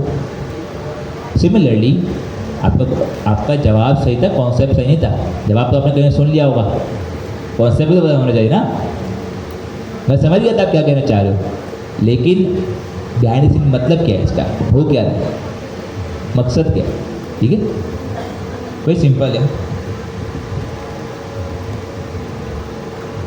आपके पास दो टूल है, एक है फाइनेंशियल और एक है वेदर का डेटा।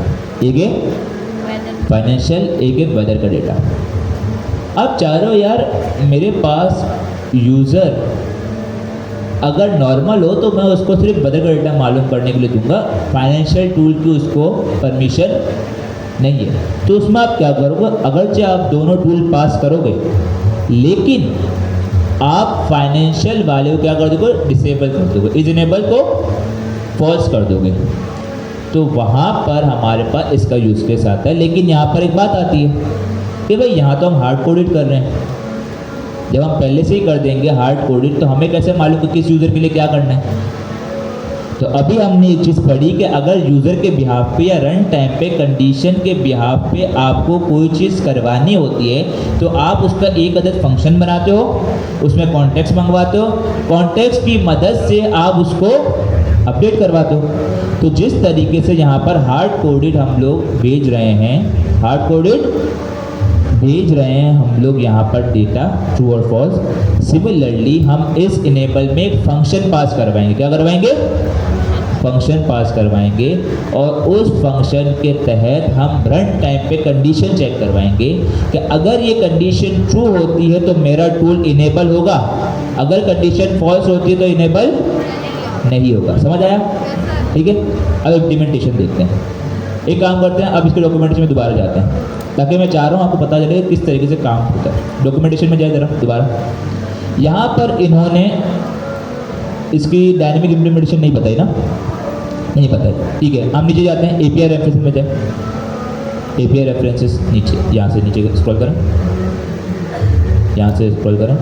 API रेफरेंसेस के अंदर, हाँ नीचे आप जाएँ, API रेफरेंसेस आगे यहाँ पर टूल्स में जाए, टूल कॉन्टेक्स्ट ओपन, टूल्स में जाए। ठीक है, यहाँ पर रीजनेबल सर्च करें।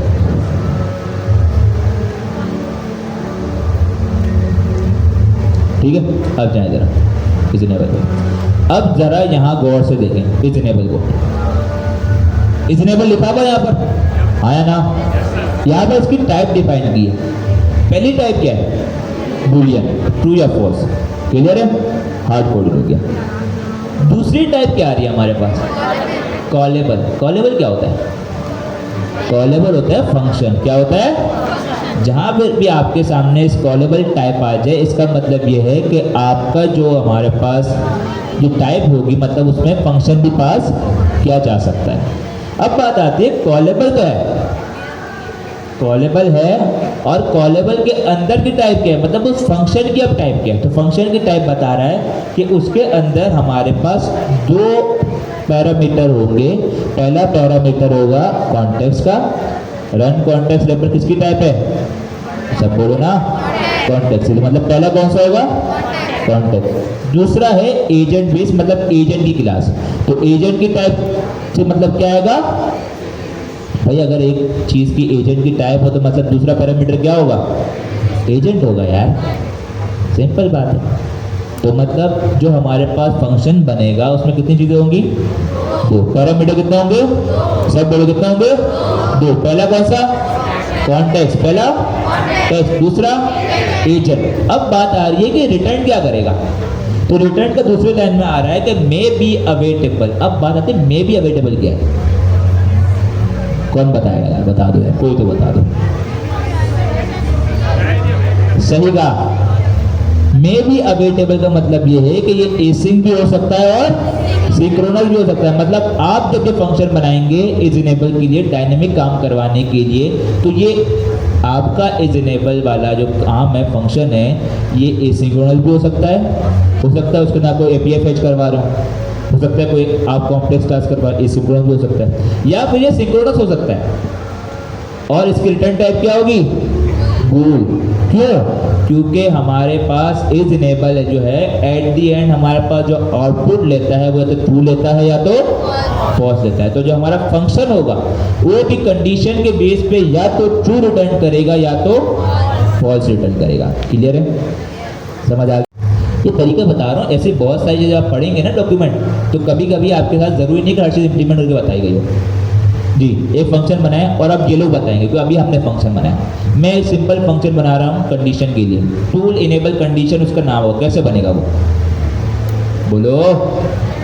सबसे पहले क्या करूँ, डेफ लिखूँ, आया ना, डेफ लिखता हूँ। इसके बाद फंक्शन का नेम आएगा, ठीक है, नेम लिख दिया हमने।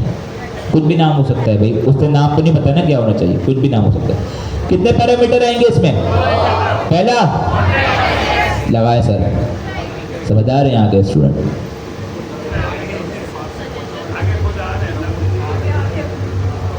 एक तो पहले ही हम लोग सुस्त हैं, ऊपर से ये आ गया, ठीक है।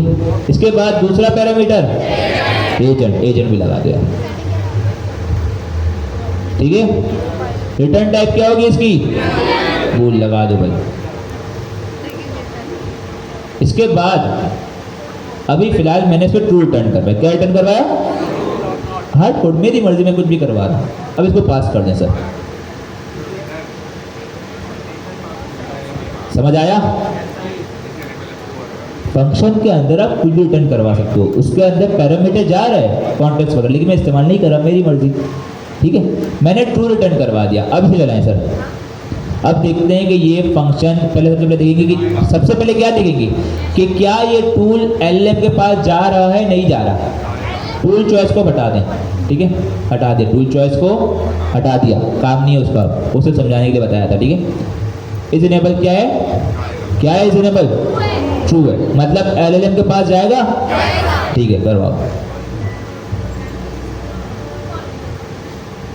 सबसे पहले देखते सर, ऊपर करें, टूल गया एलएलएम के पास, टूल गया, ठीक है, नीचे स्क्रॉल करें, टूल गया और इसने आउटपुट दिया, वेदर इन कराची, चलाते हैं इसमें।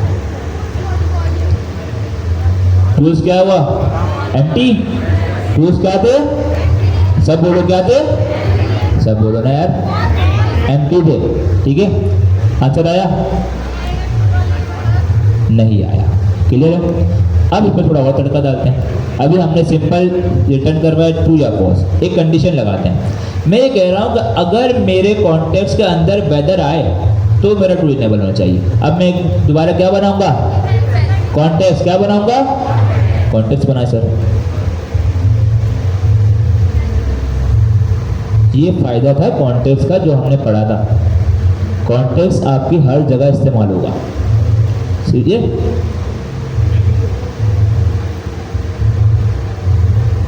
इसमें कर दें इनपुट टाइप, इनपुट टाइप कर दें, कुछ भी कर दें, हम दूसरे बोल रहे इनपुट टाइप।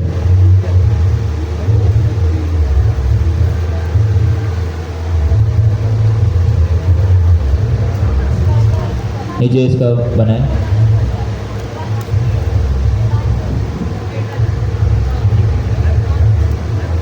वेदर आ गया, ठीक है।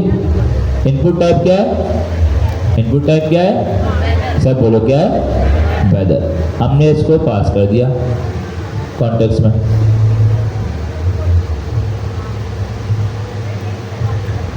मसला यहाँ तक ठीक है, पास कर दिया। अब ऊपर आते हैं कंडीशन में। यहाँ मैं कंडीशन अब लगा देता हूँ। मेरे पास कॉन्टेक्स्ट के अंदर गेट करते हैं। अब इसी कंडीशन लगाते हैं, if context dot input type equal to true equal to weather, तो क्या रिटर्न कर दो, सब बोलो क्या रिटर्न कर दो, ट्रू, वरना क्या रिटर्न करोगे, फॉल्स। क्लियर है ये चीज? जी कुछ पूछ रहे हैं? अच्छा ठीक है, अब चलाएंगे। ये बताएं, मैंने अभी कॉन्टेक्स्ट के अंदर क्या पास किया, क्या पास किया, वेदर। तो क्या मेरा टूल इनेबल होगा, डिसेबल होगा? कंडीशन देखो, कितने लोग इनेबल होगा, कितने लोग डिसेबल होगा। दोबारा पूछता हूँ, यहाँ पर कंडीशन क्या लगी हुई है, कॉन्टेक्स्ट के अंदर एक टाइप है इनपुट टाइप, क्या है, सब बोलो क्या है, इनपुट टाइप। अगर वो वेदर होगी, अगर वो वेदर होगी तो मेरा टूल इनेबल होगा, मेरा टूल नीचे करें सर। मैंने यहाँ पर कॉन्टेक्स्ट भिजवा दिया है टर्नर के जरिए, इसमें इनपुट टाइप क्या है, वेदर। वहाँ पर कंडीशन क्या दी, वेदर। यहाँ पर वेदर जा रही है, वहाँ पर कंडीशन वेदर की, दोनों मैच हो रही हैं। टूल इनेबल होगा, डिसेबल होगा, कितने लोग करें इनेबल, सही है। अब चला टूल जरा देखिए, जाए गया गया टूल गया है, और नीचे जाने कॉल हुआ है, कॉल भी हो गया। अब एक काम करें, इसको आप कॉन्टेक्स्ट को चेंज कर दें, वेदर की जगह इसको न्यूज़ कर दें, यूजलेस, ठीक है, यूजलेस। अब मुझे बताएं कितने लोग कह रहे हैं कि ये यहाँ पर डिसेबल होगा, इनेबल होगा। अब इनेबल होगा, डिसेबल होगा, ठीक है, चलाएं। टूल गया, नहीं गया, जवाब दिया इसने, टूल भी नहीं गया और ना ही इसने जवाब दिया। समझ आया? रन टाइम पे इस तरीके से चेंजेस हो सकते हैं। ये हमारे पास था इज इनेबल। सिमिलरली ये इज इनेबल हमने पढ़ा किसके लिए, टूल्स के लिए। यही कॉन्सेप्ट हमारे पास इज इनेबल का है हैंड ऑफ के लिए। किसके लिए है, हैंड ऑफ के लिए। वो आपका असाइनमेंट है, सेम कॉन्सेप्ट है, कोई डिफरेंस नहीं, ठीक है। इसी तरीके जिससे हमने इम्प्लीमेंट किया, हैंड ऑफ में भी इसी तरीके से इम्प्लीमेंट होगा। हैंड ऑफ का हमारे पास डेकोरेटर है, आया ना, ठीक है, उसमें इज इनेबल इसी तरीके से पास होगा। हमें एडवांस हैंड ऑफ जब पढ़ते हैं ना, एडवांस हैंड ऑफ में हमारा हैंड ऑफ का फंक्शन आता है, उस हैंड ऑफ के फंक्शन में इज इनेबल लग जाएगा। क्लियर है, ठीक है, कोई तरीका अलग नहीं है, कॉन्सेप्ट बिल्कुल सेम है, कंडीशन बेस्ड, जहाँ पर मैंने सिर्फ वेदर किया। कल को आपके पास 4 टूल होंगे, आप चाह रहे हैं मेरा यूज़र अगर नॉर्मल हो तो उसको 2 टूल अवेलेबल हो, अगर मेरा यूज़र एंटरप्राइज हो तो उसको 3 टूल अवेलेबल हो 4 में से, लेकिन अगर प्रीमियम हो उसको सारे टूल अवेलेबल हो।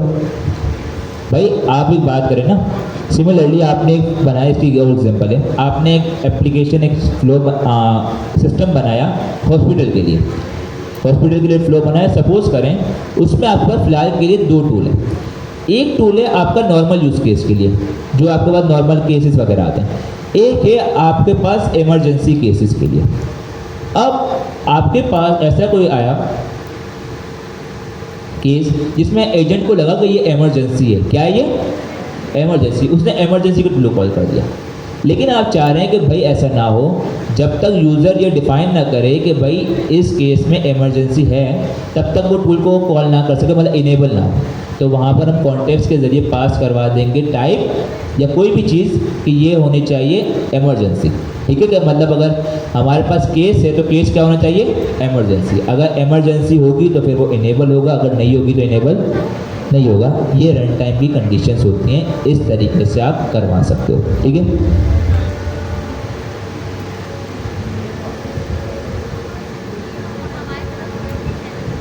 इसी तरीके कार से हम लोग जो है ना अपने एजेंट के अंदर लॉगिन सिस्टम भी चलवा सकते हैं। लाइक मैं चाहता हूँ कि मेरे पास एक टूल हो जिसके अंदर मैं यूज़र का ईमेल और पासवर्ड चेक कर रहा हूँ, और वो ईमेल और पासवर्ड मेरा कहाँ से आ रहा है, कॉन्टैक्ट से, कॉन्टैक्ट से आएगा ना। ये जो कॉन्टैक्ट है ना, ज़रूरी नहीं है आप इसको सिर्फ बैकएंड पर स्टैटिक बना के रख दें। आप फ्रंट एंड अगर आपके पास है तो आप वहाँ से इनपुट फील्ड्स के ज़रिए भी दे सकते हैं। जैसे हमारे पास ईमेल हो गया, पासवर्ड की जो इनपुट फील्ड्स होती हैं, वही फ्रंट एंड आप लोग जो है ना इमेजिन करें नेक्स्ट.जेएस वाला, आप इसके साथ इंटीग्रेट कर सकते हैं। बस आप लोगों ने क्या करना है, APIs का यूज़ करना है। ये हमारा बैकएंड है, वो फ्रंट एंड है। पाइथन का बैकएंड, फ्रंट एंड, नेक्स्ट, इसमें कोई रॉकेट साइंस नहीं है। अगर मेरे पास यहाँ पर होता है ईमेल और पासवर्ड, ठीक है, और वही ईमेल और पासवर्ड जो है मैं वो चेक करवा रहा हूँ कहाँ, इस टूल के अंदर, इस फंक्शन के अंदर, सॉरी।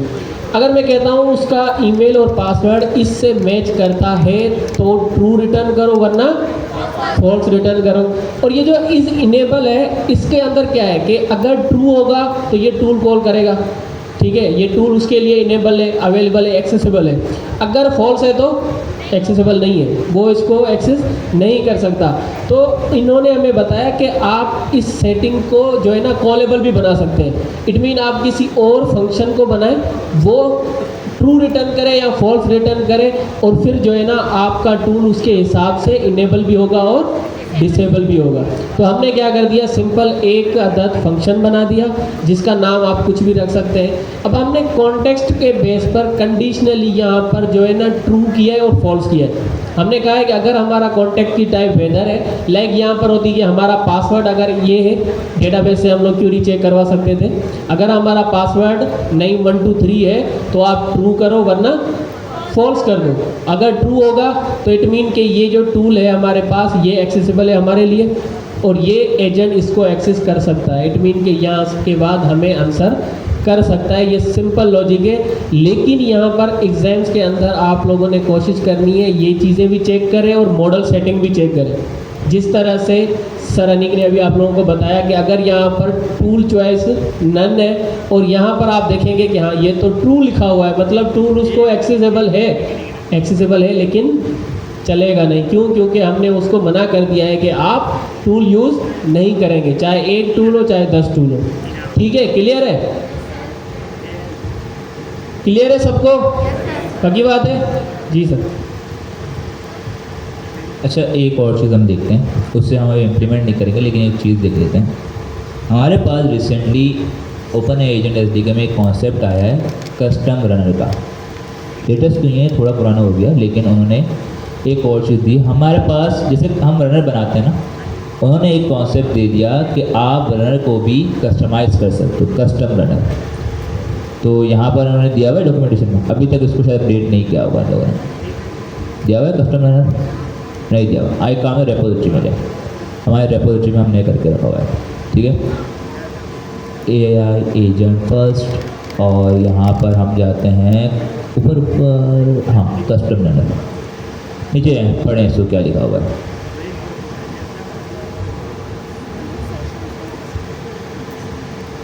अच्छा जी सर, ऊपर कर सबसे पहले क्या लिखा हुआ है, कस्टम रनर, और नीचे करें, और नीचे करें, नीचे करें, स्क्रॉल करें इसको। हाँ, यहाँ ऊपर करें, कोड दिखाएं।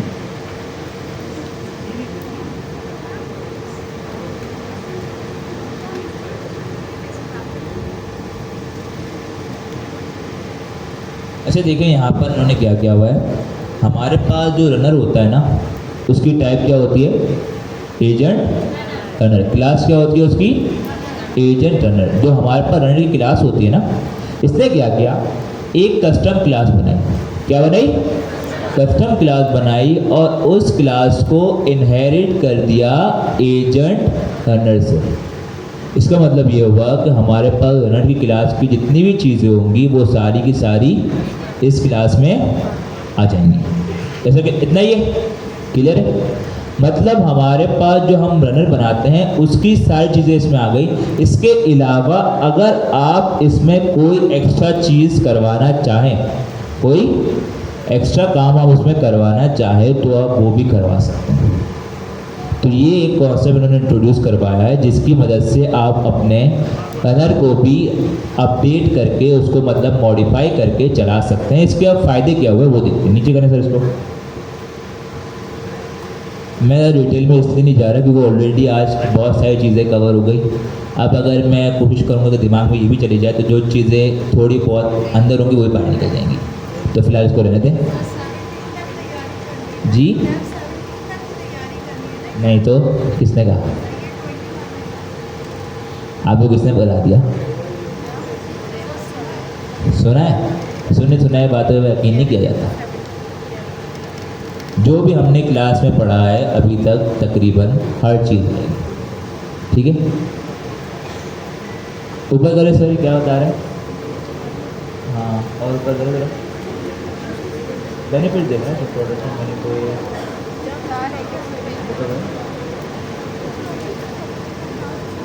खैर ये बता रहे, सिंपल बता रहे हैं कि इस तरह के ज़रिए आप मोर एफिशिएंटली अपने एजेंट को चला सकते हो। एक बड़े लेवल पे अपने एजेंट्स को कस्टमाइज़ करके अपनी कंडीशन के तहत करवा सकते हो।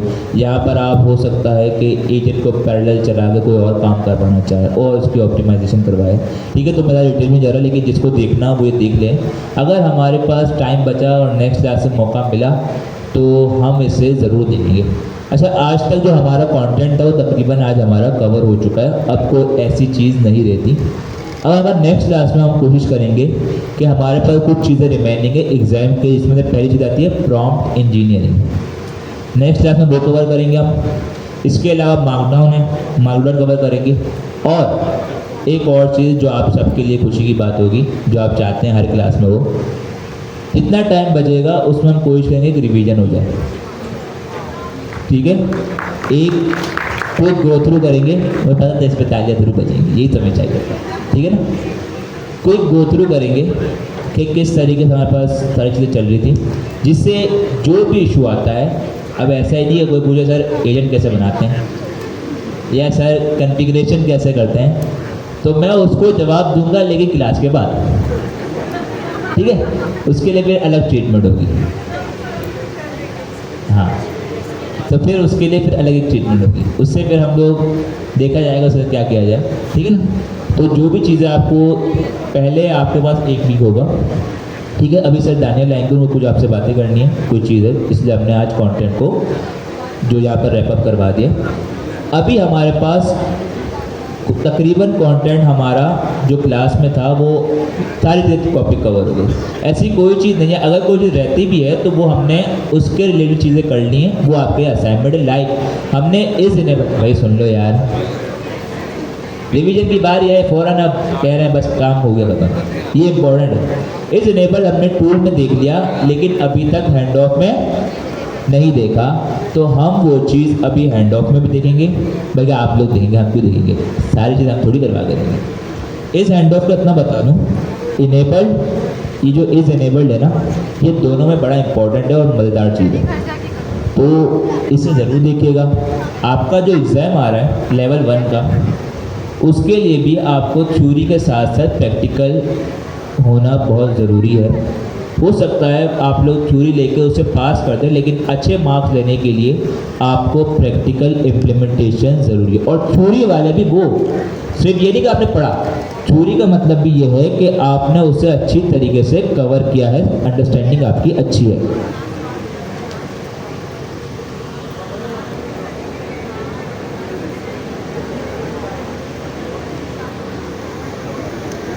तो ये चीज़ें आज के लिए थी हमारी। अब नेक्स्ट क्लास में हम देखेंगे जो आपसे मैंने कहा है, और नेक्स्ट क्लास में भाई जल्दी आ जाइएगा, कोशिश करेंगे, ठीक है। हम स्टार्ट से लेके चलेंगे फुल स्पीड में, ठीक है। सारी सीट्स पे बैठ जाइए, क्या इम्पॉर्टेंट अनाउंसमेंट होने वाली है। मैं आज एक बहुत ख़ास मकसद से आप लोगों के पास आया हूँ। मैं आप लोगों को एक क्रिप्टो फ्लीट का डेमो दिखाने के लिए आया हूँ। एंड हम लोग सुबह से आए हुए, तो आप सबका इंतज़ार हो रहा था कि क्लास एंड हो तो मैं आपको क्रिप्टो फ्लीट के बारे में बताऊँ। अच्छा, क्रिप्टो फ्लीट का यहाँ पे कितने लोगों को पता है अभी इस वक्त? चलो माशाल्लाह, यहाँ पे तो काफ़ी ज़्यादा लोगों को पता है।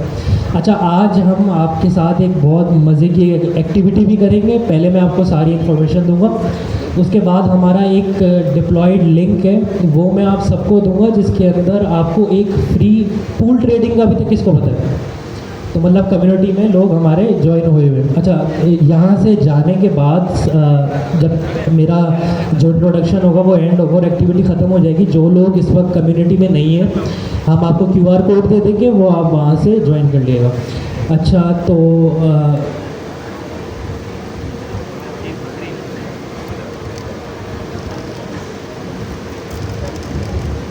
जरगाम भाई एक मिनट करें।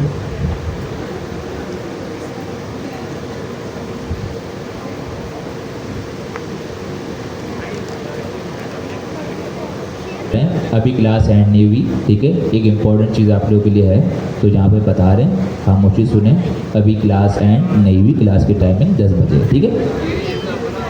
अच्छा, मैं आप लोगों को ज़रा थोड़ा सा एक ओवरव्यू दे देता हूँ कि हम लोगों ने ऐसा क्या कर दिया है कि इस वक्त जो है हमारे पास पर मिनट हमारे पास पैरेलल पे भी 50 से 60 पूल्स चल रहे होते हैं अल्हम्दुलिल्लाह। तो हम लोग, जैसा आप लोगों को पता होगा कि क्रिप्टो का यहाँ पे किस किस को पता है, पहले ये बताओ। चलो, मतलब अच्छे खासे लोग हैं फेमिलियर कि क्रिप्टो क्या है। अच्छा, हम लोगों ने पाकिस्तान के अंदर, इन शॉर्ट पाकिस्तान का दुनिया के अंदर पहली दफ़ा ऐसा किया है कि ट्रेडिंग होती है दो तरीके की, या तो स्पॉट या तो फ्यूचर। आप सबने सुना होगा कि यार मेरे 5 करोड़ लॉस में चले गए, मेरे 30 करोड़ चले गए, क्रिप्टो में आया पैसे डूब गए, फलाना फलाना हो गया, घर बार चला गया, सब हो गया। अब सबसे बड़ा मसला ट्रेडिंग में ये था कि वो बहुत ज़्यादा रिस्की थी। ऐसा ही है ना कि भाई आपने 30,000 रुपये डाले, कल को कॉइन नीचे आ गया और गया सारा फंड। अब हमने एक ऐसा स्ट्रेटेजी और एक ऐसा फीचर निकाला है क्रिप्टो फ्लीट में दुनिया में पहली दफ़ा कि आपने मिनिमम फीस के साथ ट्रेडिंग करनी है। और मज़े की बात मैं आपको बताता हूँ, हमारे पास पूल ट्रेडिंग के अंदर 3 पैकेजेस हैं, रोकी अरीना, वेल पूल और ट्रेडर डैम। मिनिमम आपको पता है हमारे पैकेज की फ़ीस कितनी है? 500 रुपये। आप इसको डॉलर में कन्वर्ट करोगे ना अगर, तो ये कोई रफली 2 पॉइंट समथिंग डॉलर बनता है। किसी भी एक्सचेंज के ऊपर ट्रेड जो है वो $5 की होती है। ये हो गए आपके 1000 रुपये से ऊपर। मैं आपको चैलेंज देता हूँ, कोई भी मुझे बता दे 500 रुपये में ट्रेडिंग कहाँ पे होती है। पहली बात ये। अच्छा, 500 रुपये में तो ट्रेडिंग आप कर रहे हो, उसके साथ हम आपको $500 का फंडेड अकाउंट दे रहे हैं। 500 रुपये में $500 का फंडेड अकाउंट, जिसमें 500 USDT पड़े हुए हैं, जिनके ऊपर आप ट्रेड कर सकते हो। इस वक्त दुनिया के अंदर क्रिप्टो मार्केट के जो टॉप कॉइन्स हैं, मतलब 22 कॉइन्स हैं इस वक्त जो हमारे पास लिस्टेड है, जिसके ऊपर आपने ट्रेड करनी है।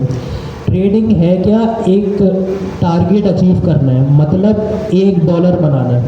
$500 से $1 बनाना है आधे घंटे के अंदर। तो मतलब आप समझो कि 1 को मल्टीप्लाई करो 500 से, मतलब 500 दफ़ा, उतना हमने आपको फंड दे दिया। बनाना $1 है आधे घंटे के अंदर, सही है।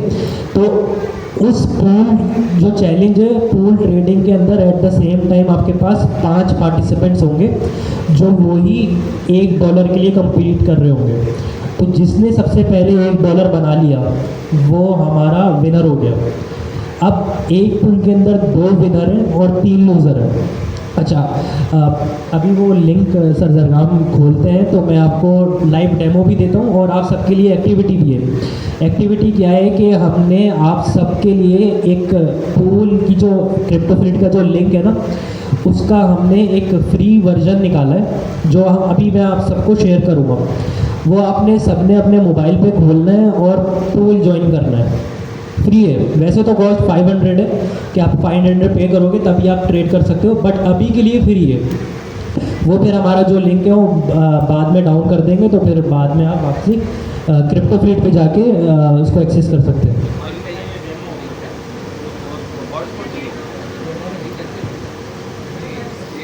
ये हमारी पूल ट्रेडिंग। अच्छा, पूल ट्रेडिंग के अंदर हमारा जो मिनिमम पैकेज है ना, मतलब सबसे कम जो सबसे सस्ता पैकेज है वो 500 का है। अब अगर फॉर एग्जांपल आप हार गए, भाई हो सकता है ना आप हार जाओ, आपको 70% रिफंड मिलेगा। मतलब 500 पे या तो जीतो तो प्रॉफिट, हारो तो रिफंड। दुनिया में सुना है कभी? मतलब आपने कोई चीज़, कोई भी प्रोडक्ट बाई किया, आपने वो इस्तेमाल किया, इस्तेमाल करने पे आपको लॉस हो रहा है, तो भाई लॉस पे हम आपको रिफ़ंड दे रहे हैं। मतलब कभी दुनिया के अंदर तो मैंने कोई ऐसा प्लेटफॉर्म नहीं देखा जो लॉस पे रिफ़ंड देता है। अच्छा, लॉस पे भी सुनो कितना रिफ़ंड, 500 रुपये आपने डाले, हार गए। अच्छा, वो मैटर नहीं करता आप किस पोजीशन पे आए हो, आप 5th पोजीशन पे आए हो, 4th पे आए हो, 3rd पे आए हो, आप लूज़र हो अगर, तो आप हार गए। सही, हारने पे आपको 70% रिफंड, मतलब आपने 500 डाले, 350 ठग करके उसी वक्त आपके वॉलेट में। ऐसा कोई सीन नहीं है कि मतलब आपको इंतज़ार करना पड़ेगा, आपने कोई वो लगाए हुए हैं, गार्डन्स लगाए हुए हैं कि भाई नहीं ये बंदा यहाँ से गुजरेगा तो उसके बाद आएगा। ऐसा कोई सीन नहीं है। डायरेक्ट 2-2 सेकंड के अंदर आपको रिवॉर्ड भी मिलेगा और 2-2 सेकंड के अंदर आपको रिफंड भी मिलेगा। अब हमारे पास जी बोलिए, प्रॉफिट जो वो $1 का है ना, वो आपका टारगेट है, वो प्रॉफिट। ये प्रॉफिट बताता हूँ मैं आपको। फर्स्ट पोजीशन पे अगर आप आओ तो आपको 60% का प्रॉफिट होगा, मतलब 500 रुपये पे 300 रुपये बनेंगे। अगर आप सेकंड पोजीशन पे आओ तो 500 रुपये पे 600 रुपये आपको मिलेंगे। अगर आप थर्ड पोजीशन पे आओ तो आपको 350 रिफंड होगा। फोर्थ पे आओ तब भी 350, फिफ्थ पे आओ तब भी 350। अब ये मैं बात कर रहा हूँ सबसे छोटे पैकेज की। इसके बाद हमारा दूसरे नंबर पे जो पैकेज है ट्रेडर्स डेन, वो 3000 रुपये का है। मतलब आप 3000 रुपये पे करो, सबकी टारगेट भी सेम है, डिफ़िकल्टी लेवल भी सेम है, सब कुछ सेम है। $500 से $1 बनाना है। उसके अलावा जो आपको प्रॉफिट होगा वो फर्स्ट पोजीशन के लिए 60%, सेकंड के लिए 40% और आपको 70% रिफंड उस केस में भी। अब सेम चीज़ 5000 वाले पैकेज पे। अभी हमारे पास 3 पैकेज ही हैं। अच्छा, अगर मैं आप लोगों को बात बताऊँ, हमारी कम्युनिटी जो है, जो वहाँ से वाकिफ़ हो गए, जो अपडेटेड हो गए, उनको पता होगा इस वक्त हमारी कम्युनिटी में लोगों ने 500 रुपये डाले। मतलब ये कोई $5 से भी कम हो गए, मतलब कोई 2 पॉइंट समथिंग डॉलर डाले और वो इस वक्त अल्हम्दुलिल्लाह $280 पे बैठे हुए। मतलब $2 डालो और 280 निकालो। हमारे पास विड्रॉ पता है कि हमने लिमिट क्या रखी हुई है? विड्रॉ लिमिट लिखी हुई है $2 से ऊपर। मतलब आपके अकाउंट में अगर $2 है तो आप आप विड्रॉ करा सकते हो।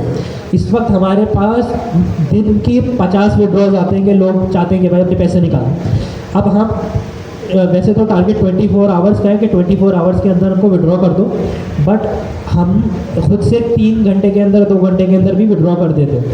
तो मतलब मुझे कोई ऐसा बंदा यहाँ पे प्लेटफॉर्म बता दे या कोई मुझे ये बता दे कि भाई ये वाला प्लेटफॉर्म जो है ये कौन दुनिया में करा रहा है कि मतलब आपको रिफ़ंड मिल रहा है। भाई सबसे बड़ी बात 70% रिफ़ंड। मतलब हमारे पास एक यूज़र है, उन्होंने हमें बताया कि भाई मेरे 1500 रुपये जो है वो चले गए, मेरे 1500 रुपये लॉस हो गए, मुझे 1500 रुपये का लॉस हो गया।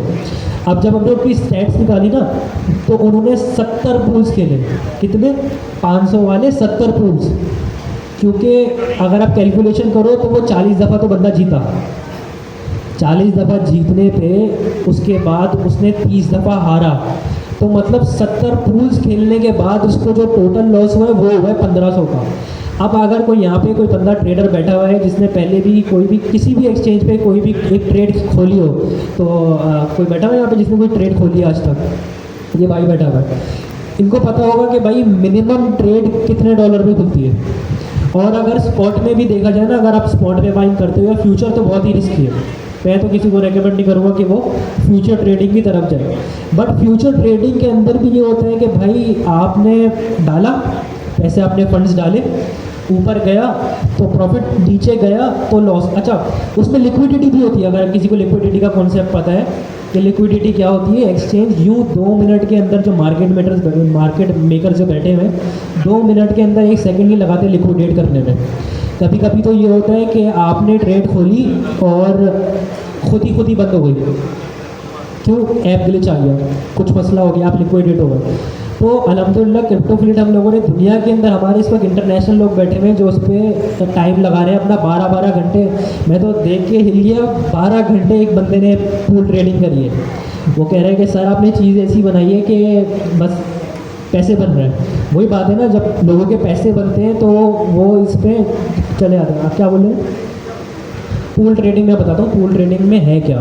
पूल ट्रेडिंग स्पॉट ट्रेडिंग है, मतलब आपने $500 जो हमने आपको दिए उसके ऊपर आपने $1 बनाना है आधे घंटे के अंदर। मैं अभी आपको यहाँ पे इसका चल रहा है मेरे पास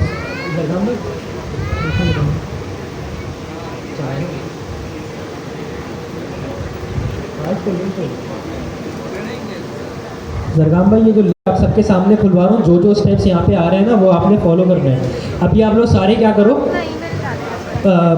यहाँ पे आओ और ये साइन अप लिखा हुआ होगा, आप तो मोबाइल में खोलोगे ना, सारे 3 लाइन्स होंगी, उनको क्लिक करके साइन अप पे क्लिक करो और अपनी एक प्रोफाइल बना लो जल्दी जल्दी। फिर आप लोगों को पूल में ऐड करते हैं, जल्दी जल्दी बना लो। जिसका इंटरनेट नहीं चल रहा वो अभी के लिए अपना मोबाइल डेटा इस्तेमाल कर ले। नहीं, पासवर्ड आपने साइन अप करना है, अपना अकाउंट बनाना है जी। नहीं, आपने फिर लिंक जो है वो गलत लिखा हो जी। जी वर्सल के ही लिंक पे जाना, ये वाला लिंक सारे ज्वाइन करो यार। ये जरगाम भाई, इसका QR कोड बन सकता है अभी डायरेक्ट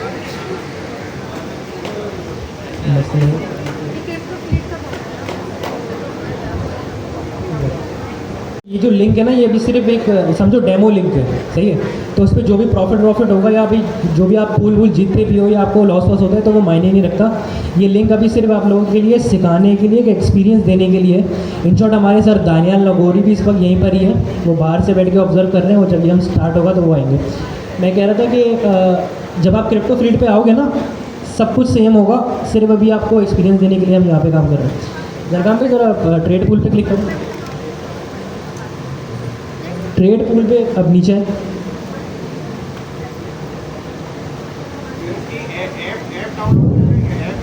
जी, इसकी ऐप भी है। आप अगर आओगे ना क्रिप्टो फ्लीट पे ही, वहीं पर ही, अभी प्ले स्टोर पे नहीं है, वो अभी रिव्यू में गई हुई है। आपको पता है प्ले स्टोर के अलग नखरे होते हैं। 14 दिन की इसकी वेटिंग है, उसके बाद वो प्ले स्टोर पे भी आ जाएगा। बट अभी अगर किसी को डाउनलोड करना है तो डायरेक्ट क्रिप्टो फ्लीट पे जाएगा, नीचे ही इंस्टॉल का बटन आएगा, वहीं से क्लिक करेगा तो डाउनलोड हो जाएगा और बिल्कुल जैसे एक नॉर्मल ऐप चलती है वैसे चलेगा। अच्छा देखो, ये है हमारे पूल पैकेजेस, सही है।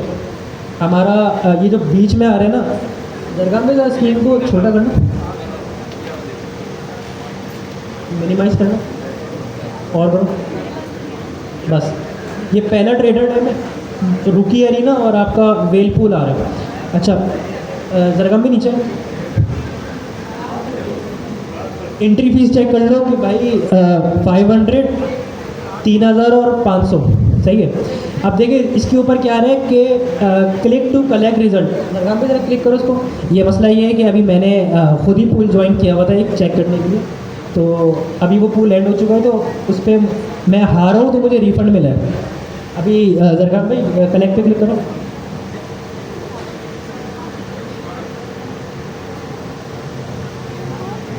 ये देखिए नीचे आए जरगाम पे, क्लेम रिफंड कर दें नीचे आके।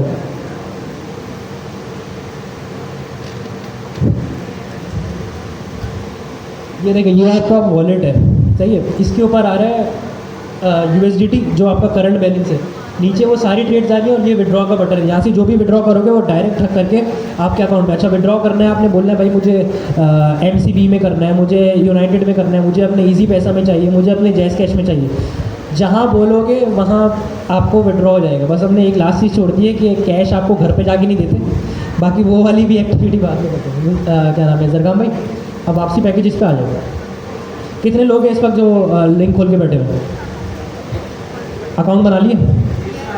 मेरे साथ साथ हो जरगाम भाई, आ जाओ पैकेजेस पे। ऊपर पैकेजेस का राउट है, ये पैकेजेस यहाँ से भी आ सकते हो, पर उन्होंने चलो फैंसी भी इस्तेमाल किया। अच्छा जरगाम भाई, यहाँ पे रूकी एरिना में क्लिक करो। यहाँ पे जितने लोग बैठे हुए हैं ना, जब मैं बोलूँगा तो आप ज्वाइन नाउ पे क्लिक करो, नीचे आओ। अच्छा यहाँ पे देख लो, यहाँ पे सारे टारगेट्स भी दिए हुए हैं, गाइडलाइन रूल दिए हुए हैं कि भाई 30 मिनट का टारगेट है, $1 बनाना है, 500 आपका फंडेड अकाउंट है, रिवॉर्ड आपको ये मिलेगा। जगह में नीचे आके चेकआउट पे क्लिक करो, एक्सेप्ट करके। सही है, यहाँ पे देखो हमारे पास ये कितने 4 इस वक्त हमारे पास पेमेंट मेथड्स हैं, यहाँ से आप पेमेंट कर सकते हो। क्विक पे चेकआउट पे आपका डायरेक्ट वीज़ा का, अगर किसी का मास्टर कार्ड है या जो भी बैंक अकाउंट है उससे डायरेक्ट किसी का भी कार्ड लग जाएगा और डायरेक्ट आपका पेमेंट हो जाएगी। दूसरा हमारा रिवॉर्ड वॉलेट है।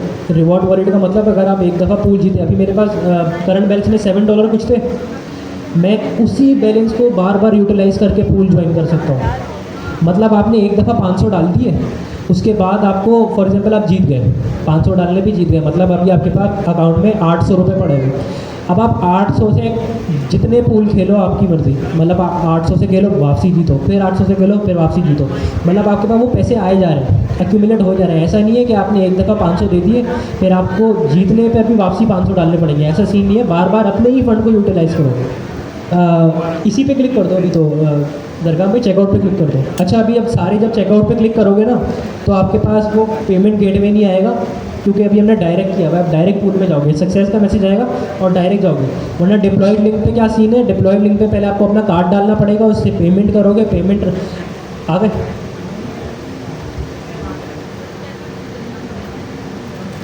अच्छा मेरे पास यहाँ पे पहले 4 बंदे थे तो 100% हुआ पूल और स्टार्ट ही हो गया। अच्छा चलो आप लोग भी क्या नाम है यही प्रोसेस फॉलो करो। जैसे किसी ने यहाँ पे पबजी खेला है, पबजी के अंदर ऐसा होता है ना कि माशाल्लाह से लड़कियों ने भी खेला, तो पबजी के अंदर ऐसा होता है ना कि वेटिंग रूम होता है, जब 100 लोग पूरे होते हैं उसके बाद आपका गेम शुरू होता है। इसमें भी बिल्कुल ऐसा है। इसके अंदर आपके पास एक मैच के अंदर एक तरीके से ट्रेडिंग का कंपटीशन चलेगा 5 लोगों के बीच में।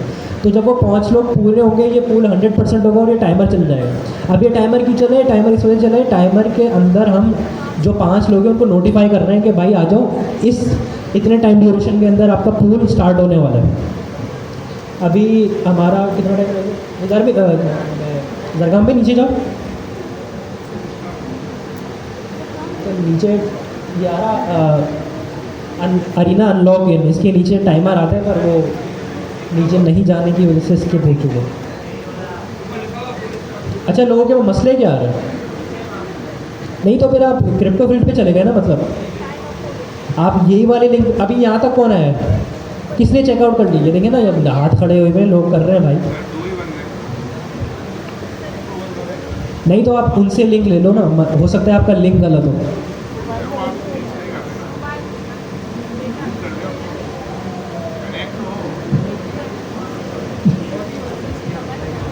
%40 पे, अच्छा इनका 40% पे। अभी एक और कोई बंदा ज्वाइन करेगा ये 60 हो जाएगा। तो मतलब जो बंदा ज्वाइन करेगा ना वो भी रियल टाइम में शो हो रहा है। फिर एक और बंदा ज्वाइन करेगा फिर वो 100% हो जाएगा, 100% पे पूल शुरू होगी। अच्छा भाई देखो यहाँ पे पूल जो है वो शुरू हो चुका है। इसके अंदर जितने वो 5 लोग थे उनका लाइव लीडर बोर्ड पे रिजल्ट आ रहा है, लाइव डेटा चल रहा है ये इस वक्त।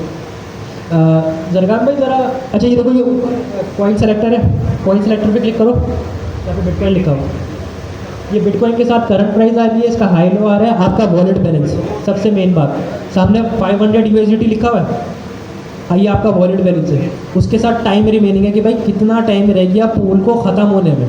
आधे घंटे का पूल है, इस वक्त 28 मिनट और 30 सेकंड रह गए हैं, मतलब 2 मिनट जो है वो निकल चुके हैं। इस टाइम के बाद पूल एंड हो जाएगा। अब मज़े की बात, अगर कोई भी 30 मिनट के अंदर $1 नहीं बना पाया फिर क्या होगा, जाहिर सी बात है ना, आपने 500 रुपये तो दिए, 1 मिनट के अंदर टारगेट अचीव नहीं कर पाया फिर क्या होगा, कुछ नहीं होगा। जो सबसे ज़्यादा अपने टारगेट के करीब था, मतलब फॉर एग्जांपल मैं पूल में हूँ, आपके साथ 4 लोग और पूल में, वो 4 लोग जा रहे हैं नेगेटिव में या वो 0.1 पे खड़े हुए, आप खड़े हुए हो 0.6 पे, मतलब सबसे टॉप पे हो। पूल ख़त्म होने के बाद आप फर्स्ट पोजीशन पे होगे। जो प्राइज़ आपको पूल टारगेट अचीव करने पे मिल रहा था वही प्राइज़ आपको मिलेगा। तो इससे फ़र्क नहीं पड़ता कि आपने टारगेट अचीव किया नहीं किया। फ़र्क जो सबसे मेन चीज़ जो गेम है, वो गेम इस चीज़ पे डिपेंड करता है कि आपने अपनी पोजीशन मेंटेन करनी है। अभी देख रहे हैं लीडर बोर्ड के ऊपर किसी की भी पोजीशन नहीं आ रही है। अभी जरगाम भाई ने किसी और यूज़र ने एक ट्रेड ली है, तो वो फर्स्ट पोजीशन पे आ गया। जब वो फर्स्ट पोजीशन, जी फर्स्ट पोजीशन पे कैसे आया जी? अच्छा, समझ इसमें क्या नहीं आ रहा? नहीं, मैं अभी समझाया नहीं है तो समझ नहीं आएगा ना, जाहिर सी बात। अच्छा देखो, यहाँ पे आके आप पॉइंट सेलेक्ट कर सकते हो। ये पॉइंट सेलेक्टर है, इसके अंदर 22 हमारे पास सबसे बड़े पॉइंट हैं। चाहिए उसका सारा डेटा आ गया, चार्ट आ गया, सामने ऑर्डर बुक आ गया। अब आपने एक ऐसा आपका गोल ये होना चाहिए कि भाई मुझे $1 बना के निकलना है। आपने ठग करके ट्रेड ली। जरगाम में नीचे आके ज़रा ट्रेड दिखाना कैसे लेते, नीचे आओ। ये हमारे पास बाई सेल आ रहा है। बाई सेल के अंदर मार्केट, स्टॉप लॉस और लिमिट ऑर्डर है। मार्केट ऑर्डर पे आके ज़रा % पे ज़रा एक ट्रेड लेना, बाई करो। आपने बाई किया, यहाँ पे फेज में आपका ऑर्डर आ गया और आप जो भी आपका रैंक था वो आप ऊपर आ गए। सही है। तो अभी इस वक्त जो जिसने सबसे पहले ट्रेड ली थी वो सेकंड नंबर पे आ गया। अच्छा, ये जो PNL चल रहा है, ये जो आपका, ये आपको SMD में मुझे नहीं पता नज़र आ रहा है सही या नहीं नज़र आ रहा, पर आ रहा है नज़र, नहीं नज़र आ रहा। अच्छा, ये जो है ना, ये जो बीच में सेक्शन आ रही है ट्रेड्स का, ये एक बंदे ने इस वक्त कितनी ट्रेड्स ली हुई है। ये जो 115 आ रहा है ना, 1125 या जो भी आ रहा है, ये वो है कि भाई एट द इस मोमेंट पे इस बंदे ने कितनी ट्रेड ली हुई है। अगर आप देखो तो ये ऊपर नीचे हो रहे होंगे, तो ये ऊपर नीचे इस वजह देखिए, और भी हमारे जो यूज़र्स बैठे हुए आप में से ही वो ट्रेडें ले रहे हैं, जिसकी वजह से ये आपका लाइव चल रहा है। इसके साथ आपका देखो PNL आ रहा है, जो भी आपका इस वक्त कितना अपने टारगेट से दूर हो या करीब हो वो आ रहा है। अब इस वक्त सबसे करीब जो अपने $1 के टारगेट से है वो बंदा है जो इस वक्त फर्स्ट पे है। उससे दूर जो है वो सेकंड पे, फिर थर्ड पे, फिर फोर्थ पे, फिर फिफ्थ पे जी। जिसका $1 आधे घंटे के अंदर अचीव हो गया। ये ऊपर इम्पॉर्टेंट नज़र आ रहा है आपको, इम्पॉर्टेंट के नाम से एक हेडलाइन चल रही है। इसमें ये लिखा हुआ है कि भाई $1 अगर आपका अचीव हो गया, आपने उस वक्त सेल करना है। आपका जो भी कॉइन आपने ख़रीदा था जिसकी मदद से आपका $1 अचीव हुआ है, वो आपने सेल करना है। जैसे ही वो आप $1 सेल करोगे और USDT में बैलेंस आपका $1 ही रहेगा, आप उसी वक्त आपके लिए पूल लैंड हो गया। चाहे आप ये 2 मिनट में कर लो, 1 मिनट में कर लो, 30 सेकंड में कर लो। 30 सेकंड के अंदर अगर आपने $1 बना के आप बाहर आ गए पूल से, तो पूल आपके लिए एंड हो गया। आप जाओ दूसरे पूल में ज्वाइन करो और दूसरी दफ़ा स्टार्ट हो जाए। पर ये 4 जी पता कैसे चलेगा कि $1 हो गया? हमारे पास यहाँ पे ये लीडर बोर्ड के ऊपर जहाँ पे आपका रैंक आ रहा होगा ना, उसके सामने ये जो ग्रीन कलर नज़र आ रहा है ना आपको, ये आपको धुंधला नज़र आ रहा है, बट रियलिटी में ये आपका इंस्टेंट PNL है। अगर ये $1 हो गया, या आपने कोशिश करनी है $1 से ज़्यादा ही हो, क्योंकि हर ट्रेड पे छोटी एक मिनिमल फ़ीस भी कटती है। तो आपका गोल ये होना चाहिए कि सेल करने पे ये $1 होना चाहिए। अगर ये $1 हुआ, मतलब आपने बोला कि भाई ये आपका चला गया 1.4 पे, टारगेट था $1, आपका चला गया 1.4 पे, सेफ साइड पे आपने। फिर जब सब सेल करोगे ना, तो जाहिर सी बात है थोड़ी फीस कटेगी, हर एक्सचेंज पे कटती है, वो आपके ऑर्डर पर डिपेंड करता है। अब जैसे फॉर एग्जांपल अगर आपने एक ऑर्डर लिया हुआ है पूरे $500 का, तो उस हिसाब से जाहिर सी बात है आपकी फ़ीस जो होगी मैक्सिमम होगी। वो भी पॉइंट्स में होती है, 0.4, 0.3। तो अगर 0.3 है फॉर एग्जांपल, तो आपने 1.3 का टारगेट रखना है कि भाई मुझे $1.3 बनाना है। जब आपने $1.3 बना लिए, आप ठग करके सेल करोगे और वो आप $1 अचीव करके दिखाएं कैसे करेंगे। अच्छा, मैं भी आपको ये डेमो दे रहा हूँ। आप अगर हमारी कम्युनिटी में आओ तो आपको असल तब नज़र आएगा कि भाई लोग कैसे 2-2 मिनट के अंदर, 3-3 मिनट के अंदर अपना प्रॉफिट अचीव करके बाहर निकल रहे होते हैं। जरगाम भाई कोई एक और ट्रेड लेना, सोलाना पे ट्रेड ले लो, वो आजकल ज़रा अच्छा चल रहा है, या यूनी पे ले लो, ऊपर आके यूनी पे ले लो। इस वक्त हमारे पास कौन कौन इस वक्त बैठ के ट्रेड कर रहा है? इस वक्त पूल के अंदर कौन कौन आ चुका है? अच्छा, हमारे पास ये 3-4 लोग जो हैं ये पूल के अंदर पहले ही आ चुके हैं। जी बोले। 40 पे रुका हुआ इस वजह से कि और लोग ज्वाइन नहीं कर पा रहे।